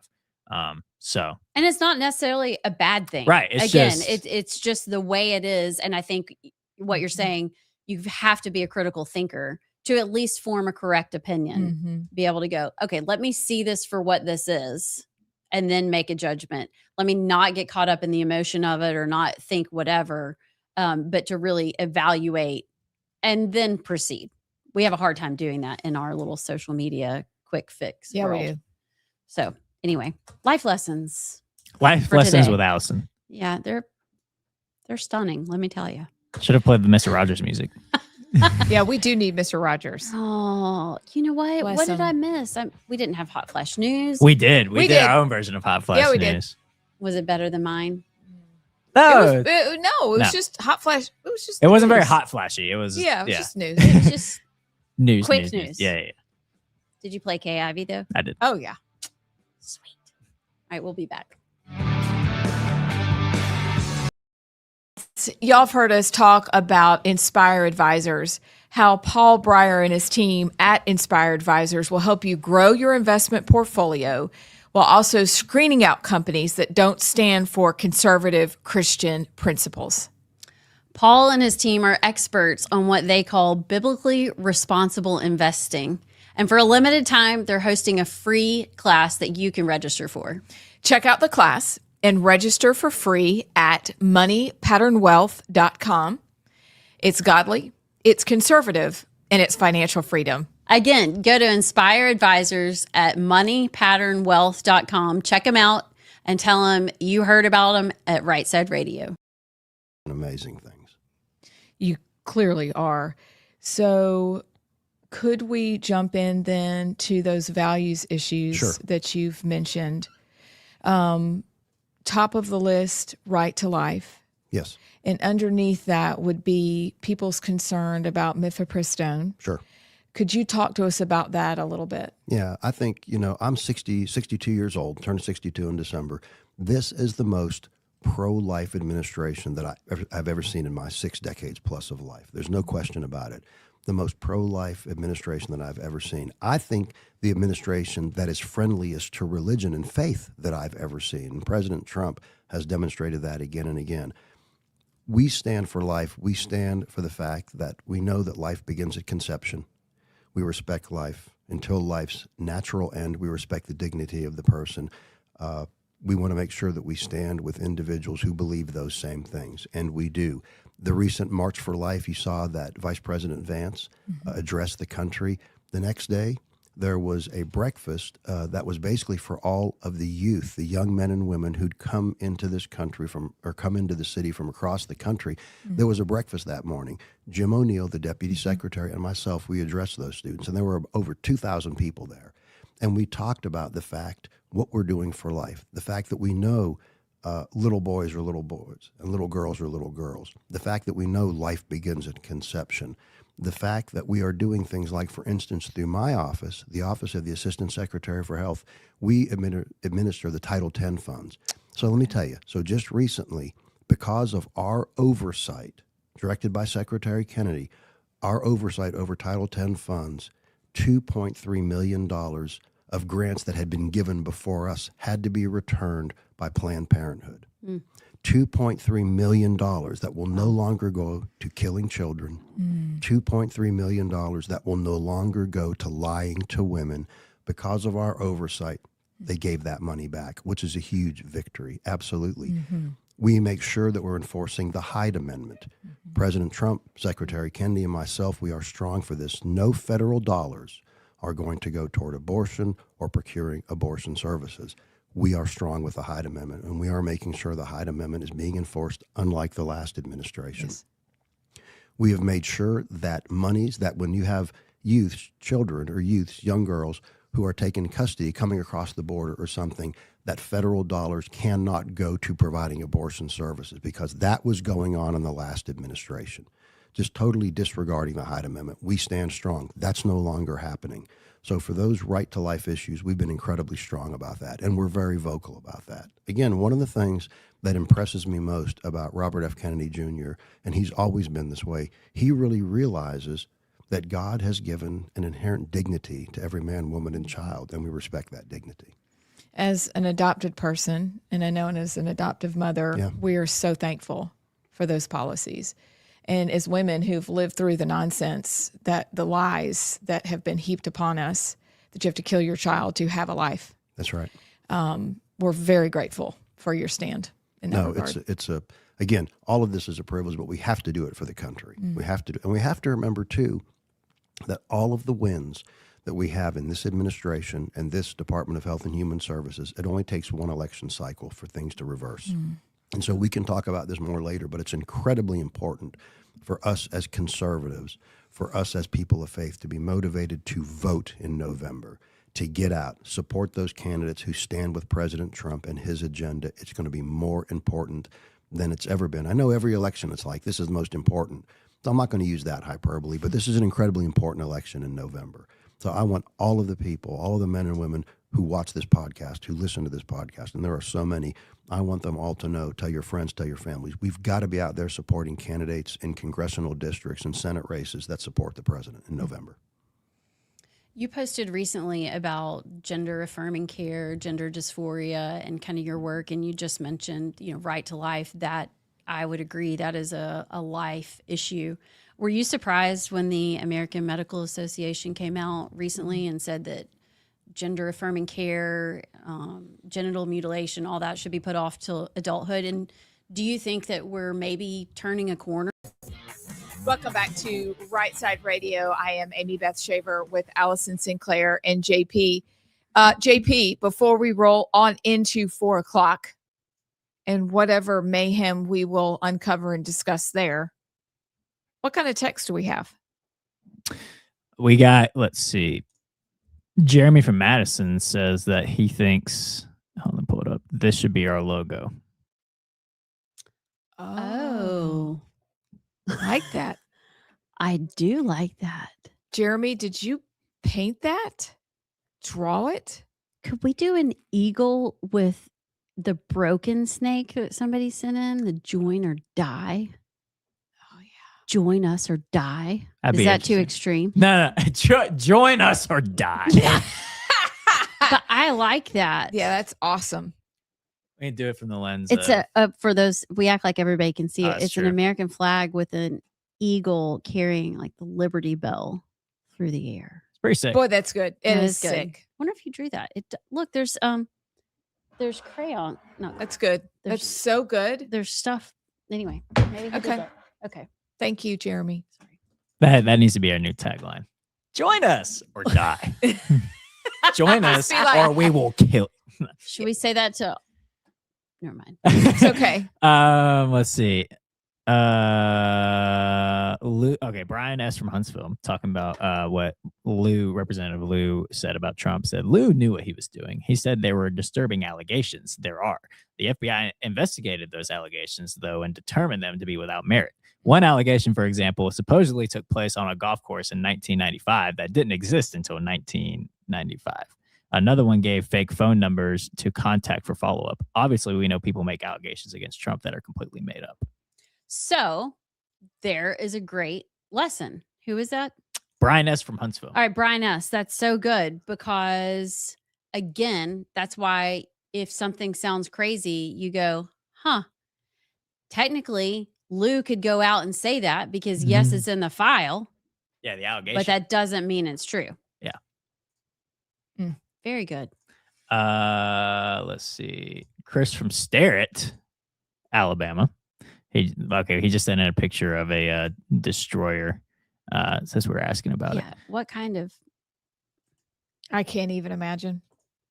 I would hate being out, like being on a destroyer like that. Can't see land. Wait, I You're can't just see the out there. destroyer. Did he send a picture? Yeah, let me pull it up real quick. I'm guessing a destroyer has like the bicycle, the one. I'm guessing sure. it's not like a pontoon. Yeah, I don't think. That's a picture of it. Yeah. So Oh, it's wow. really rocky, And you can see us in the top left corner. It's kind of funny. rocking back and forth. That's incredible. Okay. I feel like I'm on that destroyer right Wow. now still. When does it go away? Oh, Pudgy Paragon, she texts sometimes. He. And they said took them a solid 2 days. I don't know if I can do that. That's like 36 more hours of this. Allison. It's going to be bad. Yeah. All right. 4 o'clock hour. Lots of news. We'll be back. All this. I think that is I'm so glad you asked that question because, yes, so the American Medical Association is certainly backing away from its prior stance. It was the Academy of Plastic Surgeons. I think that's the right name. The Academy of Plastic Surgeons that said, and this is landmark, they said just this past week that we recommend that we don't do those mutilating surgeries, what we call the sex-rejecting surgeries on anybody under the age of 19. That is huge. That is huge. And I think we are turning this corner. We can never take our foot off the accelerator because I like to say that gender theory is like a vampire. It'll come back. You may think you've killed it, but it'll come back in the next hostile administration. So we always have to keep our foot on the accelerator for this, and we are, and I am, and President Trump certainly is. But yeah, I hope that we've turned a corner. I really do.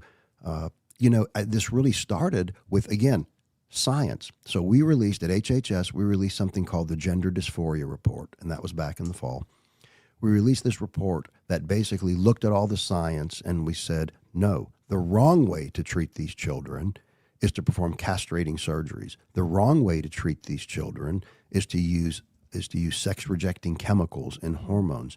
The right way to treat these children is with compassionate, competent mental health care. Now, personally, as a person of faith, I personally believe that if the child's parents want this, I think pastoral care is incredibly important to support these kids, right?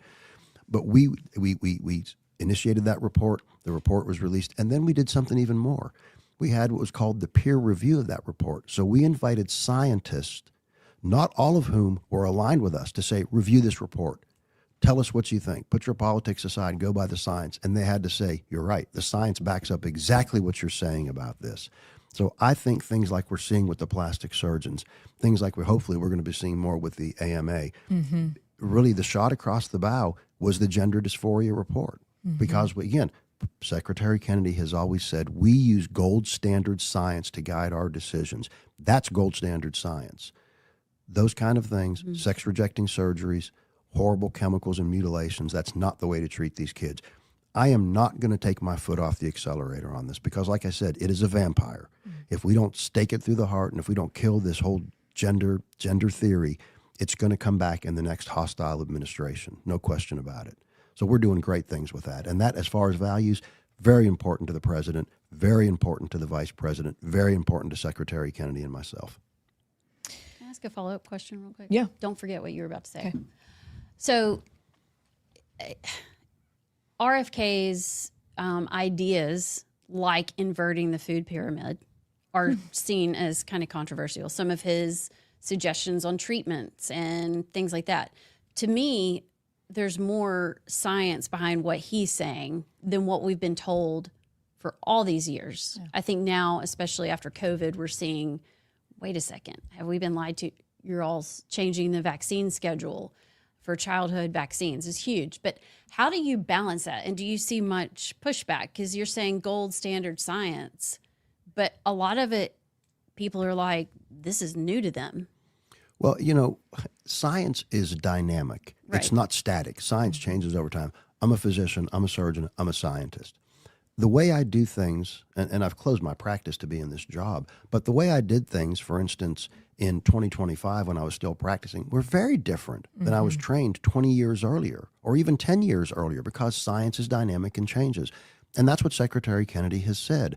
What he has said is we always follow the science, but we have to be nimble enough and we have to be honest enough to say that if the science leads us in a different direction than it has in the past, that we are brave enough and we care enough about this country to make those changes.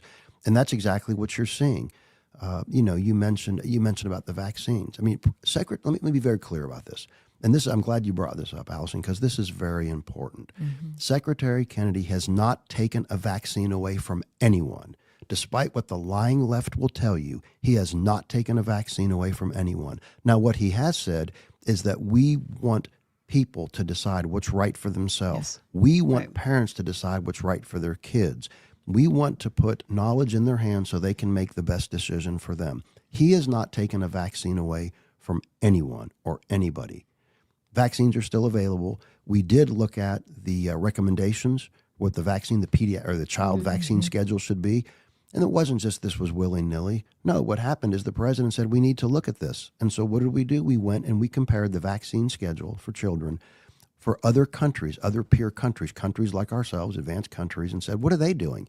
And we looked and found out that what we were doing was not in line, and they had good science backing them up. So all we did was we went from 17 to 10 vaccinations recommended, but we're not preventing anybody from getting a vaccine. What we've simply done is look at the science and say, this is what the science suggests. So Robert F. Kennedy has not pulled vaccines from anybody. He's not preventing anybody from getting a vaccine. He's simply saying, Mom and Dad, you make the decision for your kids. What we're not going to have in this administration is a government forcing and mandating vaccines into our bodies or medicines down our throat or advocating for cutting our children's body parts off for some left radical, really sick ideology. I mean, we talk about all the time the regret we have. Like, in Awful. what world is it a good idea to take your 6-week-old and get jabbed with 4 different chemicals in one? I mean, but we trusted our doctors, and I think our doctors were just doing what they were told in medical school based on science. So very grateful for that because I feel like Abs and I are always like, we need to go apologize to our kids. We really should do. know Well, better. I think it's, again, we have to be led by science, like I said, but we have to empower patients. I mean, as a surgeon, I lived and died by informed consent. I had patients who I said, maybe I diagnosed a prostate cancer, and I said, here's your treatment options, sir. Here's what I think is best. Here's the options. What's right for you? And if they made a decision that I disagreed with, I didn't abandon them. I said, Right. I respect you. We respect people's right, or we respect their intellect to make a decision for themselves. It's all about informed consent. What you will never. Welcome back to Rightside Radio. I'm Amy Beth Shaver with Allison Sinclair and JP. And we are going to, JP, do the 3. How about that? It's so good. Rydell, hi. That might be my is- new favorite sound effect. How about that? Why? Just- It's funny. Incredible. I love it. It's so old school. I absolutely love it. Okay. Okay. Okay. Here we go. JP, what you got? Or do you want to wait? I mean, I can go first if you want. Okay. It's just kind of piggybacking off of what Amy Beth and I talked about yesterday, an update on we're about to go to war with Iran. So it really blew up yesterday globally because Israel put up a warning as if they're expecting a strike within days. We now have the largest force in the Middle East since 2003 over there with carrier strike groups, F-22s on the way. It's just as the negotiations with Iran are starting to fall apart, it's looking like it's going to be pretty soon. And Trump at the Board of Peace, the first Board of Peace event Trump was at, he said that you could expect something in the next 10 days if we're going to intervene or if Iran's going to make a deal. I'm thinking it's a Trump advisor or Trump, member of the Trump administration anonymously said to the media that there's about a 90% chance that we're going to go to war with Iran eventually. So here's my main question. Do you think that there will be a deal eventually made and that all this will go away? Or do you think that within the next 10 days, we're going to war with Iran? If you ask me, I think it's pretty clear that maybe even before the end of the month, we will be striking Iran. And I don't know how much further it will go than that, but at the very least, we will be striking Iran within the next 10 days. Okay. I don't like the idea of striking Iran. I can see that there are a good number of people who really hope that we will, specifically the Iranian people who seem to be getting executed more and more by the day based on the news that we've received. But we also aren't interested in engaging in war if Israel, as you mentioned this week earlier, JP, could help with that because it's in their neck of the woods. Something needs to happen, but I do not like the idea of going in, but I can't ignore it based on the amount of ships, and I mean, everything's moving there. So it looks like that is what's going to happen. I am not excited about it. With how expensive it is to put all of them over there, you don't just do that to do that for just leverage. Yeah. That was my thought yesterday. As I was re-entering the atmosphere of reality. And I'm like, maybe this is a head fake. Maybe we're just doing this to get their attention. Not sure I support that either, because that's billions, lots of money to do that. Lots of time, lots of energy, lots of soldiers and people away from home. I think we're going to war. I don't know what that looks like. I do think that Congress will be a little more involved if this happens. Right. I don't know if what he's sending over is what he wants to use. I don't know if this is the same as the Maduro strike. Yeah, exactly. Yeah. or the first Iran strikes. Correct. Right. Or the first Iran strike. So I'm not sure he gets away with this one without congressional approval.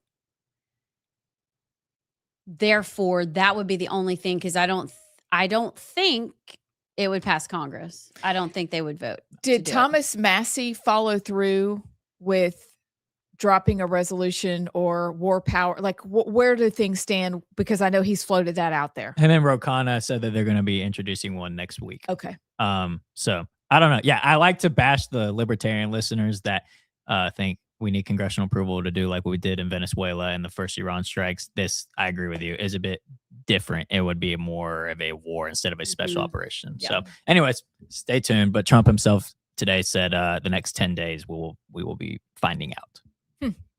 Okay. That's interesting. Who wants All to go right. next? FAO. You That messed it up. thing. FAFO. Mess around and We'll find out. 10 days.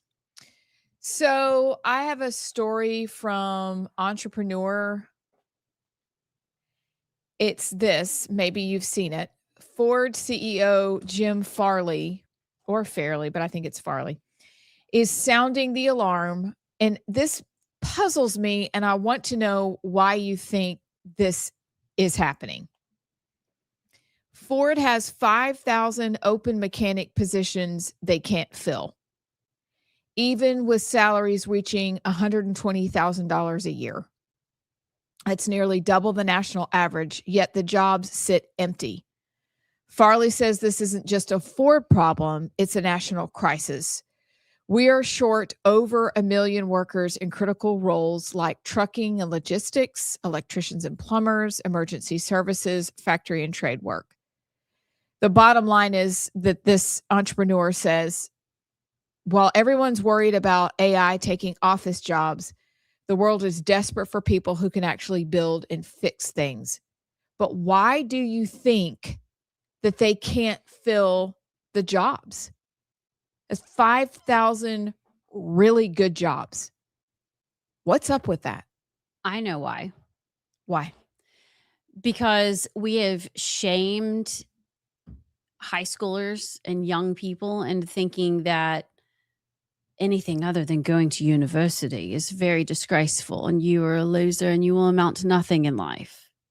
And we drink tea with our pinkies up, and we're reaping the rewards, the opposite of rewards, the consequences of that. And it was a lie then, and it's a lie now. And we're going to destroy these industries. It's also why we're going to have to keep the illegal immigrants. I mean, it's just like, it's this cycle that we can't get out of now. I do think the tides are turning a bit. Mm-hmm. I do think that it's kind of like the lies of feminism. Like, we're starting to see through the lies of, oh, you got to get that college degree and you're not a whole person if you don't have that piece of paper.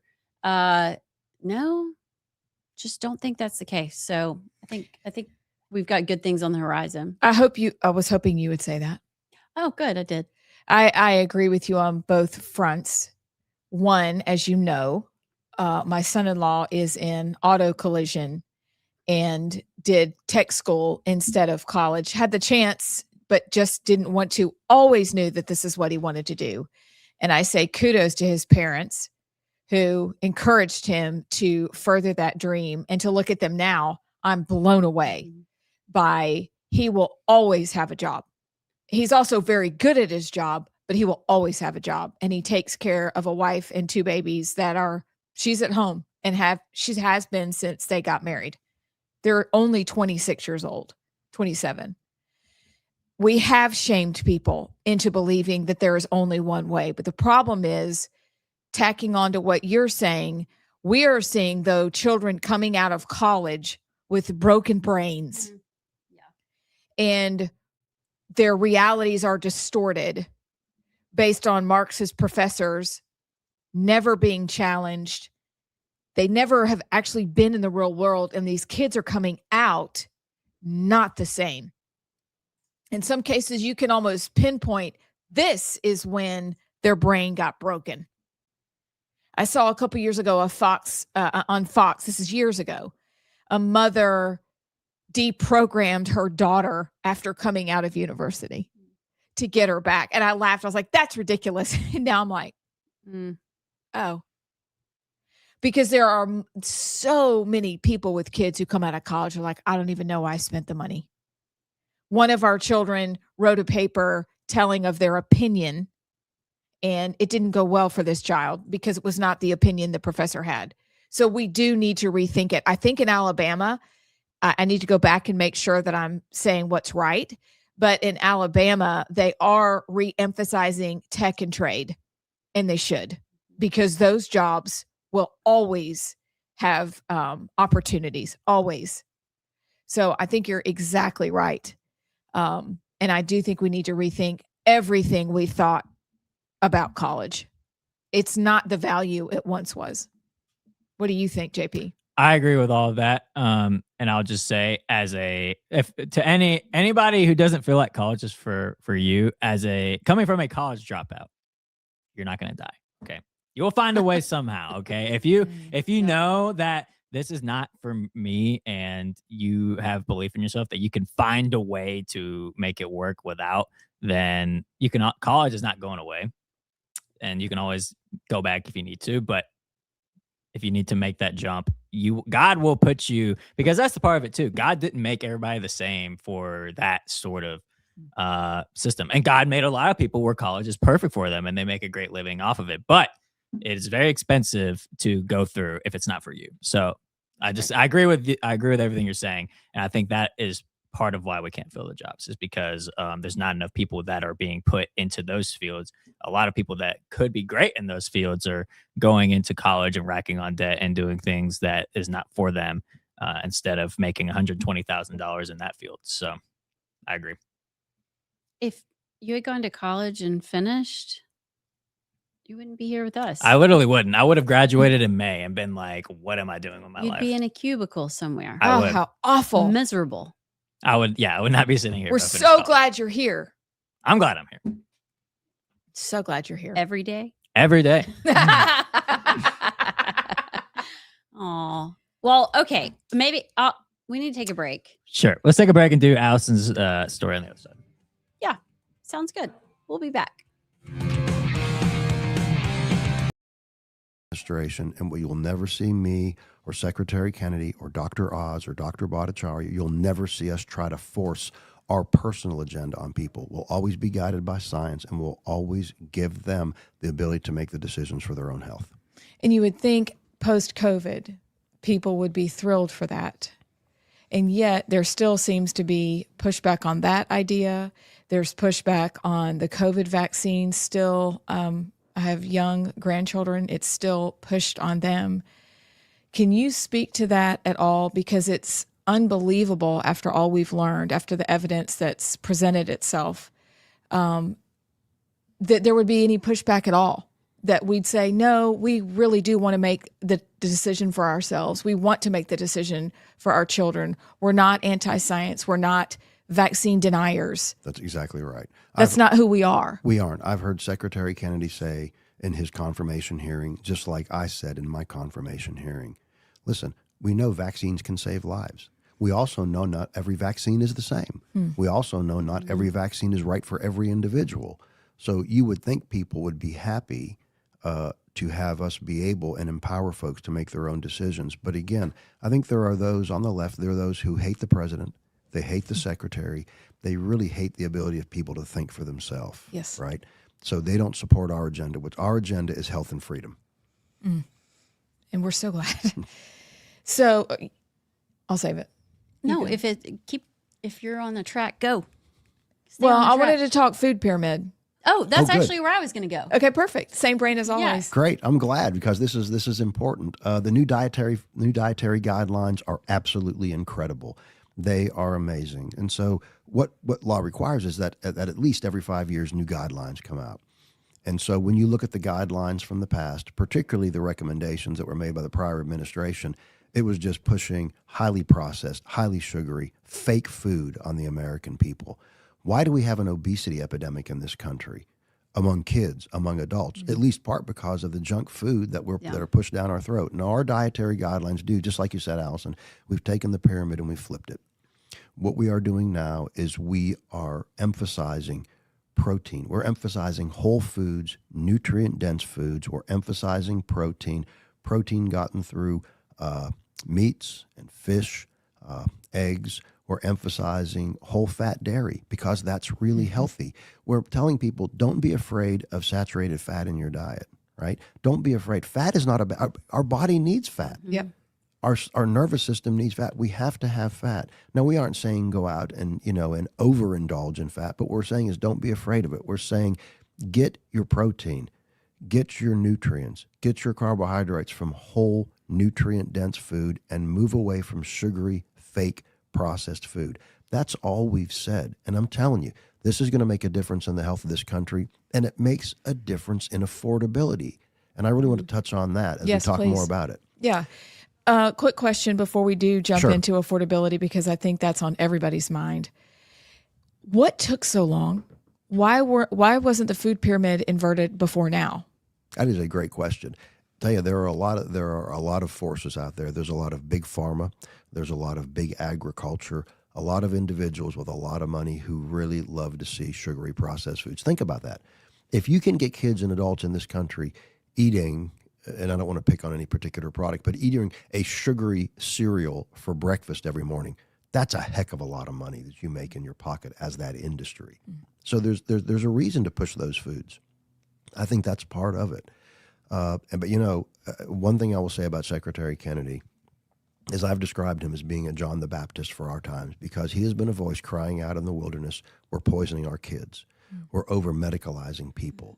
We are destroying this country from within by bad health decisions. He's been a voice crying out, and so flipping the pyramid, making this, is just an example of the kind of radical change that we see with this administration and Secretary Kennedy, all for the good.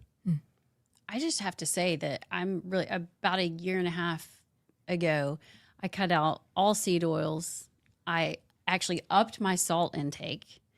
I add in like organic avocado oil or olive oil. Like I actually add oil to things. I mean, and it flies in the face of everything. I mean, I promise Lucky Charms were the base of the food pyramid when I was growing up. No, I understand exactly what you're saying, because I do too. Like, yesterday for breakfast, before I flew down, made myself some eggs for breakfast, and I poured some olive oil on them, a little bit of salt and pepper, some ghee. Yeah, you don't be afraid of those things. No. Right. Our guidelines teach us to eat the way our bodies have always been meant to eat. Right. Not Lucky Charms or whatever the sugary garbage food you want, right? No, not that. Eat whole foods. Right. Eat nutrient-dense foods. And listen, affordability plays a role, or the guidelines rather play a role in affordability. People don't think about this. If you eat the way the guidelines suggest, in other words, if you Welcome back to Rightside Radio. As we jump into Allison's segment, let me just say that my daughter texted me. I forgot that my son-in-law is a little bit like you, JP, and got pushback when he said what he wanted to do. And then his parentals changed their mind, and we're thankful for that. But it was not, he had to push through objections. So there is a whole thing, and Allison's right. All right. Yes, ma'am. What's y'all story, girl? You know in the cartoons, they go blink, blink, blink, blink, blink with their eyeballs, and they're thinking, should I do it? Should I not? Should I do it? Do it. Should I not? Do it. Y'all, do it. I'm going to do it. Okay. This is not the story I came up with. I still want to get to that story. Okay. This is so ironic. So Tommy Tuberville is in town in Alabama, and he just posted, this is funny, like 20 minutes ago. It is a photo of him with Nathaniel Ledbetter, Speaker of the House, who we've been talking about all day. Banjo. Yeah. And, so Ledbetter was one of the first to come out and support Coach Tuberville when he ran for Senate. And they've been friends for a long time. But the Senate speaker, there's some crossover, but it's not directly. But now that Coach Tuberville is potentially going to be governor, and then potentially going to be governor, and then you look at the House Speaker and Lieutenant Governor, like it's all kind of in cahoots. They all work together. So now you've got Ledbetter and Tuberville who are good friends. But this is what Tommy Tuberville just posted on Facebook and on his social media. It's a picture of him and Nathaniel Ledbetter walking out of a caucus meeting. Ledbetter has his arm around Tommy Tuberville. I appreciate my good friend, Speaker of the House, Nathaniel Ledbetter, inviting me to speak at the Alabama GOP House Caucus today. Alabama State Legislator CPAC ranks Alabama State Legislature as the #1 most conservative in America, and I can't wait to work with Speaker Ledbetter and all the men and women in that room. Now, see, this is so my point. 4 minutes ago, Lieutenant Governor Will Ainsworth reposts Tommy Tuberville's post and says, I agree with Coach Tuberville. Speaker Nathaniel Ledbetter is doing a great job and has a solid record of conservative results. With Coach in the governor's chair and Speaker Ledbetter and Pro Tem Garland Gudger in the legislature, Alabama's economic growth and potential will be limitless. I'm not going to comment on how I feel about all that, except to say nothing is coincidental. Everything is coordinated. And that right there is your proof. How about that? How about that? At the very least, it's tone deaf. At the very least, you are extremely out of touch. Or they're not. And they actually really, really support Nathaniel Ledbetter. It's true. And are happy with what he's doing. Yeah. At the least, it's you can't read the room. At the worst is, no, I can read the room and I know everything. I still am with. Yeah. Which is, for the rest of us, discouraging. These people, I'm sure they are great humans. Maybe they, maybe. But the things that they do, those are the things we have problems with. And this, so why would, all right, Tuberville came out and spoke. Oh, this is just really the circle of trust. Nobody listening. 50,000 of us. Yeah, it's just us. It's just the three of us. Because I'm just saying, this literally just happened. But okay, so Tuberville goes and speaks at the Republican caucus. I get that. That's natural to put out something. Sure. I mean, you're a big deal. You're coming in town and you're speaking and everybody's clapping for you. And Ledbetter's the Speaker of the House. So I get arms around. They're friends. It's his buddy. It's his buddy. What the heck is Will Ainsworth doing? That is, I mean, he's not going to be lieutenant governor again. So if he were, I would say that, I mean, he's about to have to work with Tuberville. But I mean, it is sucking up for some reason. Like, did somebody tell him to do it? Or does he, and honestly, and I like Will. I really do. Big fans. I really like Will. I consider him a friend. But like, and maybe he honestly thinks Ledbetter is a really good leader. Surely not, though. Like, I mean, I don't know. I don't know. And this reminds me of the Kevin McCarthy when they were ousting him. It's like, okay, well, so what if Ledbetter's not the speaker? You never know who else you'll get. Right. Maybe it's worse. Sometimes it's better to deal with the devil than the devil you don't know. And maybe that's what this is. But I guess this is just the day of everybody put your thinking caps on and follow along. It is Thinker Thursday. It's there you true. Go. Yeah. Okay. I just still want to do my other story. If we have time. We got nothing but because we're all gonna die. That's true. We are. Tire slash. No. We're gonna die because of my other story. Oh, great. Like it's gonna kill us. All right. Can't wait to hear and about our that. Tires are getting slashed. I think I can hear him right now, actually. We got to go to break. Shh. We'll be back. JP here with Rightside. I need to remind you that Inspire Advisors is one of our sponsors, and they are doing amazing work. We know this audience, and you're the kind of folks who believe in standing up for your principles and being good stewards of your resources. What if the companies you're invested in don't reflect your values at all? That's why you need to meet Paul Breyer and his team at Inspire Advisors. Inspire Advisors, they are experts in the field of biblically responsible investing. They can help you grow your bottom line while also being proud of what companies you invest in. Inspire Advisors, you got to go check them out. Here's their website, www.moneypatternwealth.com, and tell them you heard about it on Rightside Radio. A pound of ground beef. How many hamburger patties can you make from that? You can feed your whole family, as opposed to going to buy one lousy food, burger from some company out there that's a fake food.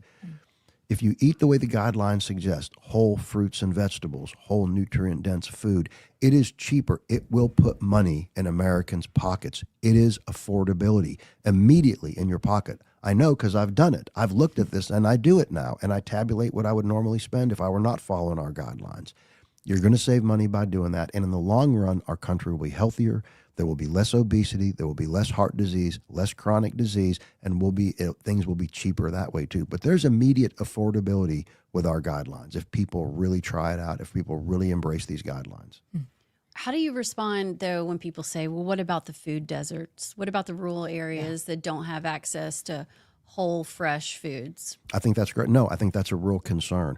How do we water those food deserts, if you will? And that's important, and we're certainly working on that. There's the rural health transformation, $50 billion from the federal government that will go to certain states. Alabama has received over $200 million of that. That, I think, $203 million was the statistic that I got this morning when I was checking on that. What's that going to go to? Bringing better health care to rural areas like we have in Alabama and other states, bringing quality health care, improving health care outcomes, educating people about the right foods to eat. And yes, there's a role for trying to get rid of these food deserts as well. But there's so much going on in this administration that we're doing that are win, win, win, win. It's promises made, promises kept by President Trump, Secretary Kennedy, and everybody, all of us who work at the Department of Health and Human Services. Could we talk a little bit more? I remember years ago the rural medicine push. My husband's a gastroenterologist, so I was with him, remembering hearing all of that. Seemed to get better. Now it seems that we're back scrambling, trying to get that rural healthcare situated again. Can you talk to us about that in a little more in depth? Sure. I think this is the perfect example of how President Trump cares about everybody in this country.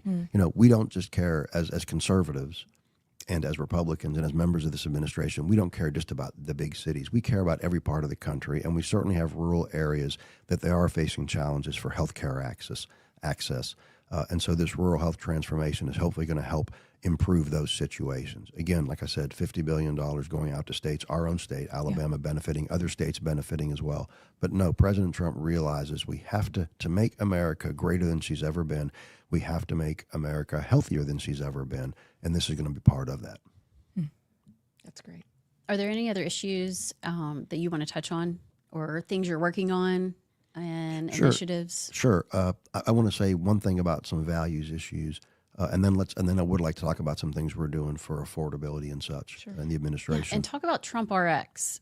Because are y'all part of that? Okay. So the Trump RX, great idea. The idea being is that people are going to be able to be linked up with ways to get the most affordable drugs they can. Again, this is going to put money in people's pockets immediately and today. Trump RX is a great program. Again, helping people to get linked up to get the drugs that they need at the lowest prices they can get. So yes, incredibly important. The last on the values issues, going back for just a second, one of the things that I think is incredibly important is that we see the rise, unfortunately, in this country of what people will say physician-assisted suicide. I call it euthanasia. I call it physicians and nurses helping murder people. We see this on the rise in this country. If you look at countries like Canada, it's one of the leading causes of death. Canada was so proud of itself, this was several months ago, because someone who had been who had euthanasia, who chose to die. Welcome back to Rightside Radio. Oh my gosh. You sound so professional. Well, I try. Allison, I try, even though I've got something in my eyeball. Very professional. What you got there? Okay. On June 14th of 2024, Robert F. Kennedy Jr. posts. The herbicide glyphosate We are so dying. is one of the likely culprits in America's chronic disease epidemic. Think about that.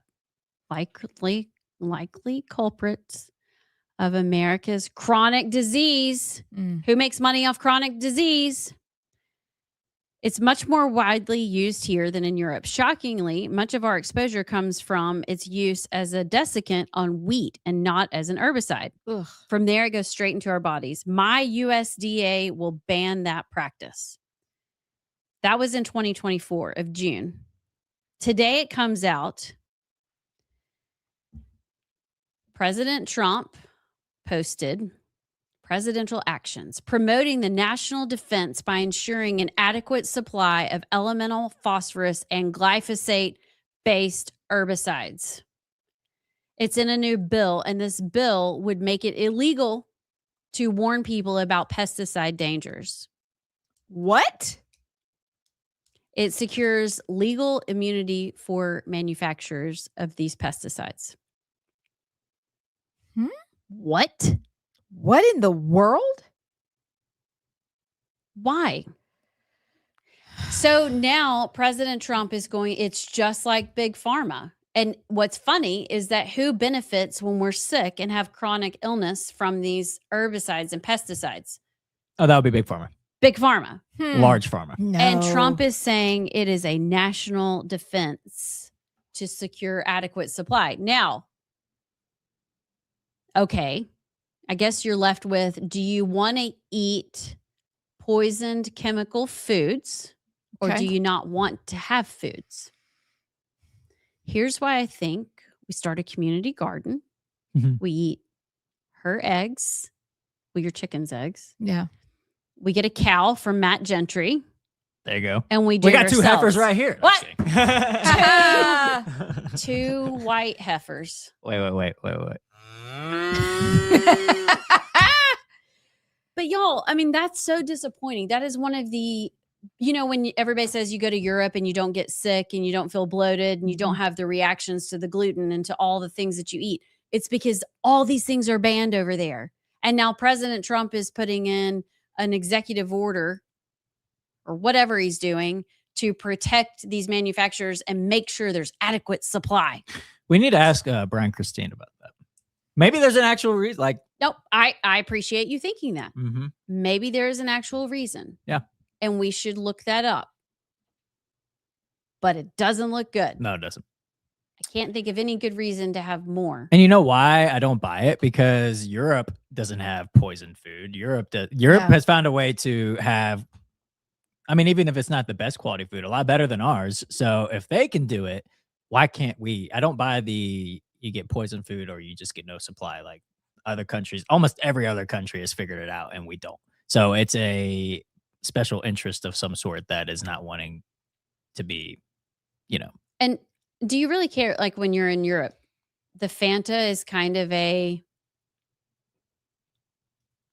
peaish orange. I've never had the look Fanta. Appetizing. It doesn't look Okay. good. I've never had the Fanta. Okay, so the Fanta does not look like that bright, solid orange, neon, kind of glowing that it does over here. But you know what? It tastes the same. And they're not dying. Right. And putting chemicals in their body. They're all skinny. They're all skinny. Mm-hmm. And their wines over there, they don't use, all the terrible pesticides that we use. Their wines are so, you should always buy Italian wines. I'm not really a wine drinker, but don't get anything from California unless it's organic because they use all this crap. This is so distressing. It will surely die. We will die.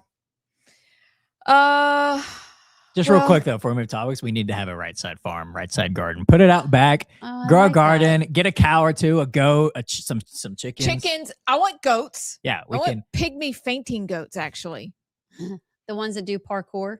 Yeah, parkour. I want those. What are you seeing? This is distressing. I've got something else distressing, but it doesn't have to do with food. Does it have to do with money? No, it doesn't have to do with money. It has to do with something that's far closer to us than not. And I saved it and I forgot I saved it because I was saving it for you to get back. Aliens are real. Asteroids going to kill us. Georgia's pretty close, isn't it? Oh, yeah. Yeah. Okay. It's a neighbor. And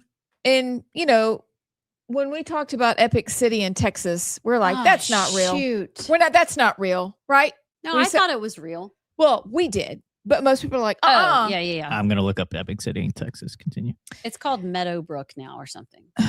A new 61,000 square foot Muslim dining and shopping facility is being developed in Georgia. The developer and person doing the legal paperwork are both Muslim and from Palestine, and they're making videos calling it the Gaza Strip in America. What? What an insane This thing to is say. from Wall Street Apes on X from yesterday. The real estate developer is Palestinian. His brother, who's doing all the legal paperwork, is also Palestinian. I watched some videos. They jokingly call it the Gaza Strip.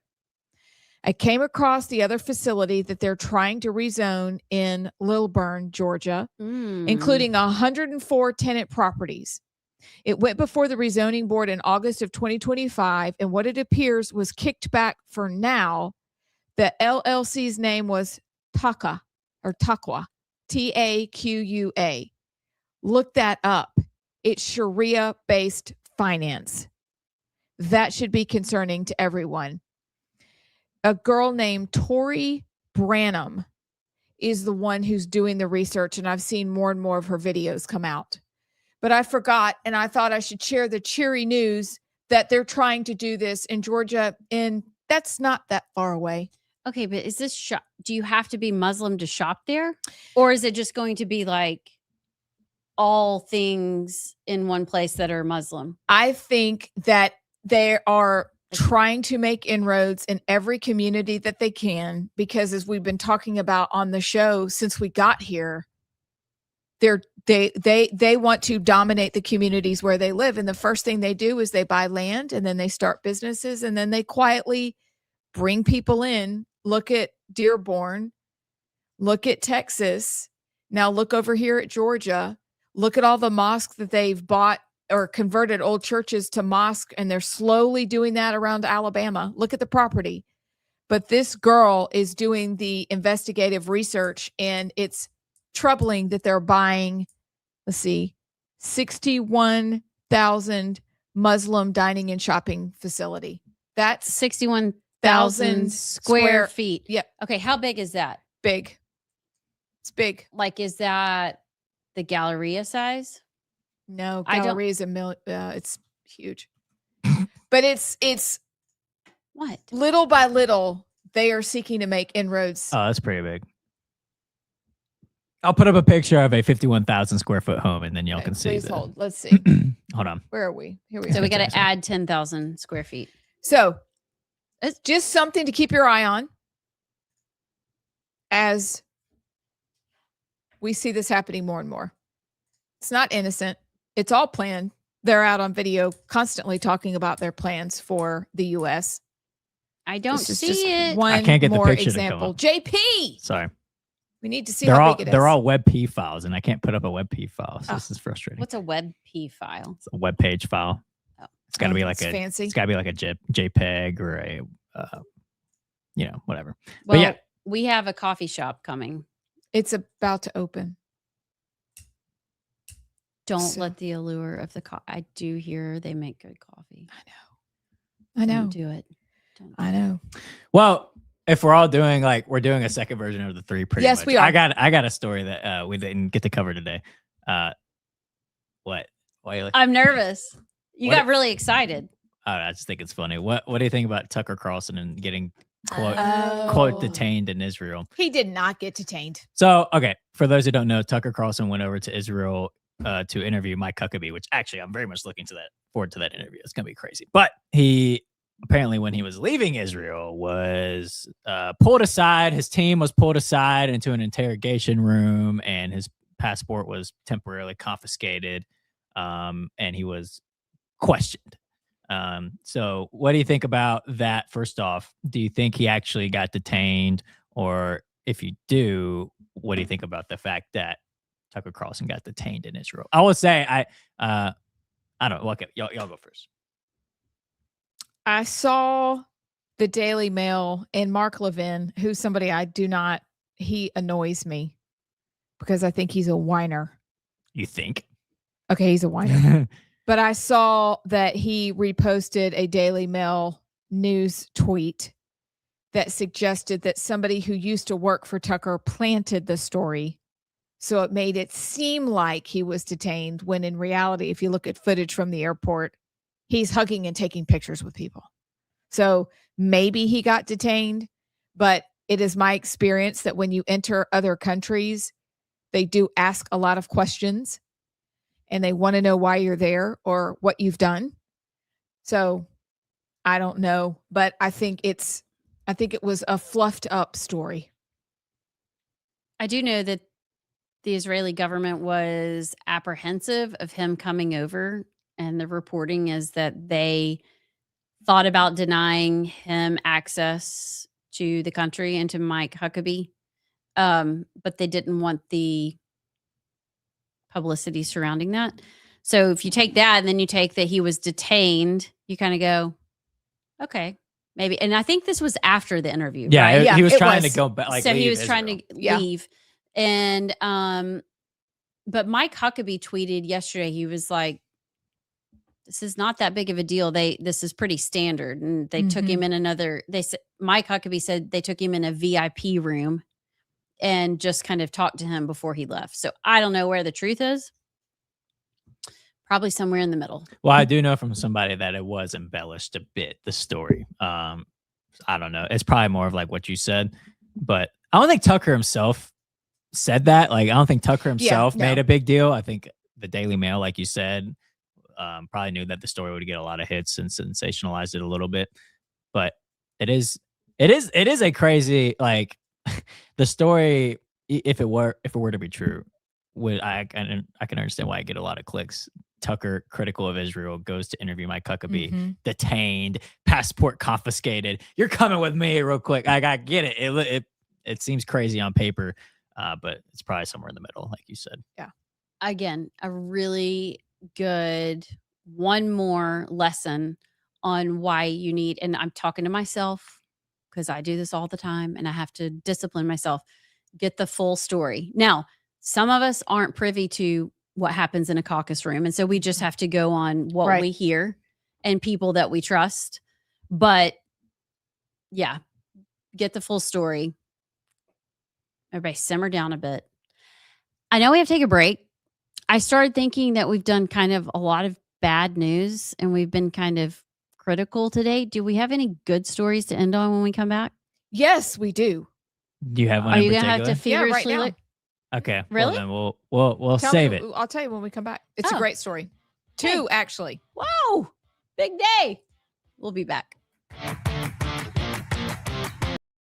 One hand or a doctor's hand, they donated those organs. That's a horrible precedent to set. Good grief. We have states in this country that have adopted bills or adopted those laws. I think most recently it is Governor Pritzker in Illinois has signed a bill into law to allow euthanasia. Governor Hochul is considering that. She will probably sign that in New York. Listen, we've been down this road before. If you look back in the 30s and 40s in Germany, the T4 program, which was the euthanasia program, to relieve the society of the burden of life, quote, they said, life unworth living. Since when do we become God and judge? No life is unworth living. That doesn't mean there's not suffering. But when you say, I take the most vulnerable, whether they be kids with a terrible cancer or adults at the end of their life, and we say that life is not worth living, so we're going to kill them off, that's a huge problem. It is a really dark slope, a really dark precedent, and I feel very strongly about that. I have an op-ed that I wrote that is going to be released on Breitbart that addresses this. That is something we take very seriously in this administration. It's one you don't really think about. You really don't. And yet, I think maybe it was Francis Schaeffer way back in the 70s who said that if we are going to allow abortion, the logical conclusion can only be euthanasia. And back then you go, oh, that's ridiculous. And here we are. Right. I mean, let's face it. We remember what Bill Clinton, safe and rare talking about abortion. Right. Now what is it? Now it's Katie bar the door. all the way up until the day of birth or, goodness gracious, during labor. So you're right. You look at something like that, and that person was a prophet so long ago to talk about that. So could we, values issue, your choice, because you're you. Yep. Values issue, or could we go to affordability for one quick second? I wanted to ask you about PBMs and where things stand with pharmacy benefit managers, because as I understand it, y'all are working on that. That's right. Helping people make drugs more affordable. We have someone in our household who takes a medication, and without help, it is a ridiculous price. So we're very thankful for the work that you're doing. But could you speak to the pharmacy benefit manager and their role in perhaps keeping drugs more inflated than they should be? Sure. I mean, I think if you look, everything President Trump is doing, everything that we're doing at HHS, and a lot of this falls under Dr. Oz at CMS, Medicare, Medicaid. Everything that we're doing is to reduce drug prices for people in this country. President Trump has worked hard to bring what we call most favored nation pricing. In other words, people in this country paying prices for drugs that are commensurate or the same as other countries, as opposed to these jacked up and ramped up prices. There are so many things President Trump is doing to work to lower drug prices for all of us. The PBMs are right. That's an area some people call them the middlemen or the middle managers. Everything that we're doing is trying to lower drug prices for people in this country. You mentioned Trump RX. Again, a huge step forward to help people connect with how they get the drugs at the lowest prices they can. Absolutely. If you look, there are, through CMS, there are drugs that are used for cancer treatment and chronic disease where we're working hard, and we have lowered those prices, producing incredible cost savings. We've seen that compared to last year. There's going to be more price savings and more drugs on that list. The prices are coming down in 2026 and more even in 2027. Again, working to lower the cost of these drugs that are important to treat cancer or to treat chronic disease.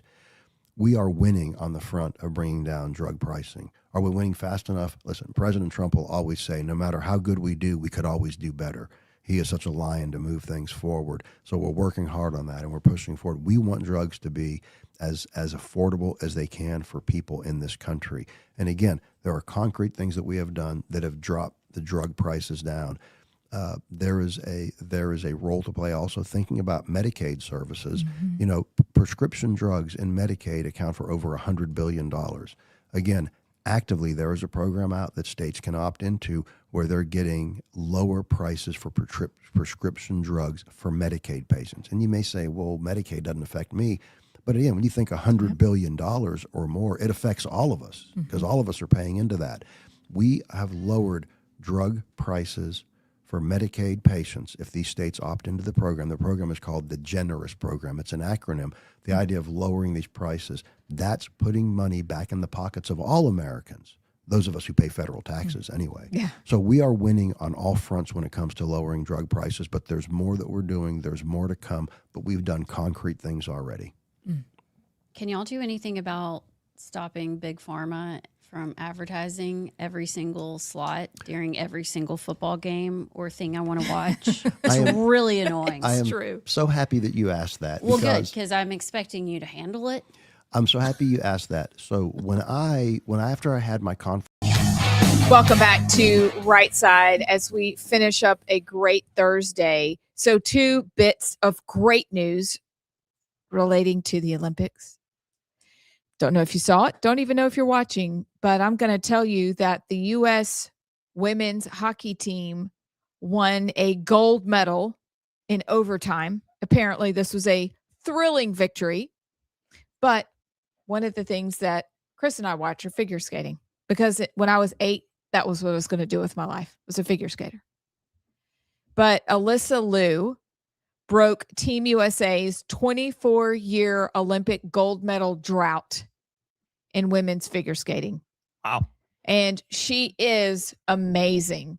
She left the sport and came back to it.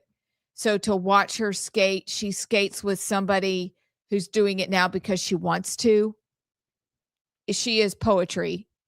You should watch her from the other night. It was amazing, but I need to go home and see this one. So congratulations to the U.S. Olympic team for their win for women in hockey, and like I don't know how I feel about women in hockey, but congratulations to you. I mean, it's a thing. I had no clue we had a women's hockey We team. got a women's hockey team, and we won.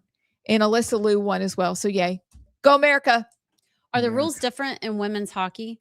No. Like my daughter went to play lacrosse, and she thought it was going to be like guys lacrosse. And there are all these different rules, like you can't fight. Yeah, you can't fight. And she was so disappointed. And so I wonder if, like, do they do that for the girls? I figure you just keep it all the same. Well, actually, fighting in male hockey is not allowed either. Really? I mean, it's against the rule. They put them in the penalty box. But I mean, the refs just like, okay, whatever. Just get it. Just do it. You know, so it's technically not like allowed. Yeah, because a lot of not fighting leads to a lot of teeth out. You know, it's funny, like when the Americans played the Canadians in the World Hockey Classic or whatever, and there was that beef beforehand, and they're standing there, the puck drops, and then everybody just throws their gloves off, and the ref like drops the puck, and he's like, okay, well, all right. They just I got fought nothing. right away. It's awesome. Yeah. Remember the one guy? Never mind. That's not good news. We're not going to talk about that. We're sticking to good news. Yeah, we're going to stick. I can't find any good news. Do you have any, JP? No? Aliens are real. No, I'm just kidding. I don't know. That whole thing is weird because Amy Beth and I talked about the Obama clip where he, like, in passing said, when he was asked on a podcast, are aliens real? And he goes, oh, they're real, but I haven't seen them. They're not on Area 51. But when Trump was asked about it today, he didn't give like the Obama, whatever. He was like, he's giving classified information. You're not allowed to do that. And now I'm like, wait, whoa. So they're real, and then they're in the ocean, though? I have no idea. But that means that Obama, him saying that is. Yeah. Like, that's that crazy. He shouldn't be saying And that. they're on Redstone Arsenal. Oh. Do we have confirmation of that? No, I probably shouldn't say that, but allegedly they're on Redstone Arsenal. Okay. Wait, have you really heard that? Yeah, we've talked about it. Remember but I thought you were just making it up. No, that's real. Like the organization, I gotta look up the organization's name. They have a map of all of the locations nationwide that they believe aircraft and alien bodies are, and Redstone was one of them. Shut up. But it makes sense because if there's a alien program where they're reverse engineering like spacecraft for weapons or for whatever, yeah, Redstone Arsenal would be like one of the top 5 places that in America it would be. So, I mean, Redstone makes Iron Dome missiles, so I'm sure if they were spacecraft, they'd be reverse engineering. This is all allegedly. It's speculation, but we're so gonna die. There's organizations that believe Redstone Arsenal has spacecraft on it. Well, they're not at Area 51, so maybe. You want to have fun? Gosh, take me back to the boat. Fun never have I ever to end the show. Yes, please. Never have I ever stood someone up on a date. Yeah, no. What does that mean? Like you say that you're going to go on a date somewhere and then you just don't show up. Okay, it's not like canceling the day before. No. Like they okay. go and they're sitting there at the table like waiting for you to show up. I've never done so that. sad. No, you can't do that. It's terrible. Have you done that? No. JP, No, you I paused. haven't. No, I haven't. I have gone on dates and then left early or like left earlier than I wanted because it was going so bad. But Like that stood someone up. Did you ghosted them at the Say you have a restaurant? migraine? No. I was like, I gotta go home, whatever. You gotta go wash your hair. I've done that twice. But one of them we went on a second date and it was awesome. But the other one I was like, I texted her after. I was like, that was kid. Yeah. Never stood someone up though. You don't strike me as that kind of guy. I'm a little surprised, JP. What? I mean, like, did you leave him at a party? No. It was like one-on-one and You just said, this isn't working. I gotta go. JP. My dog's having a baby. I gotta go home. My male dog Tater Tot is having a baby. He's having a tater She tot. didn't I know must that. go. Oh my gosh, it's a baby tot. Y'all, I had fun. I missed y'all. And I'll be back tomorrow. Yay. Listen live to Rightside Radio with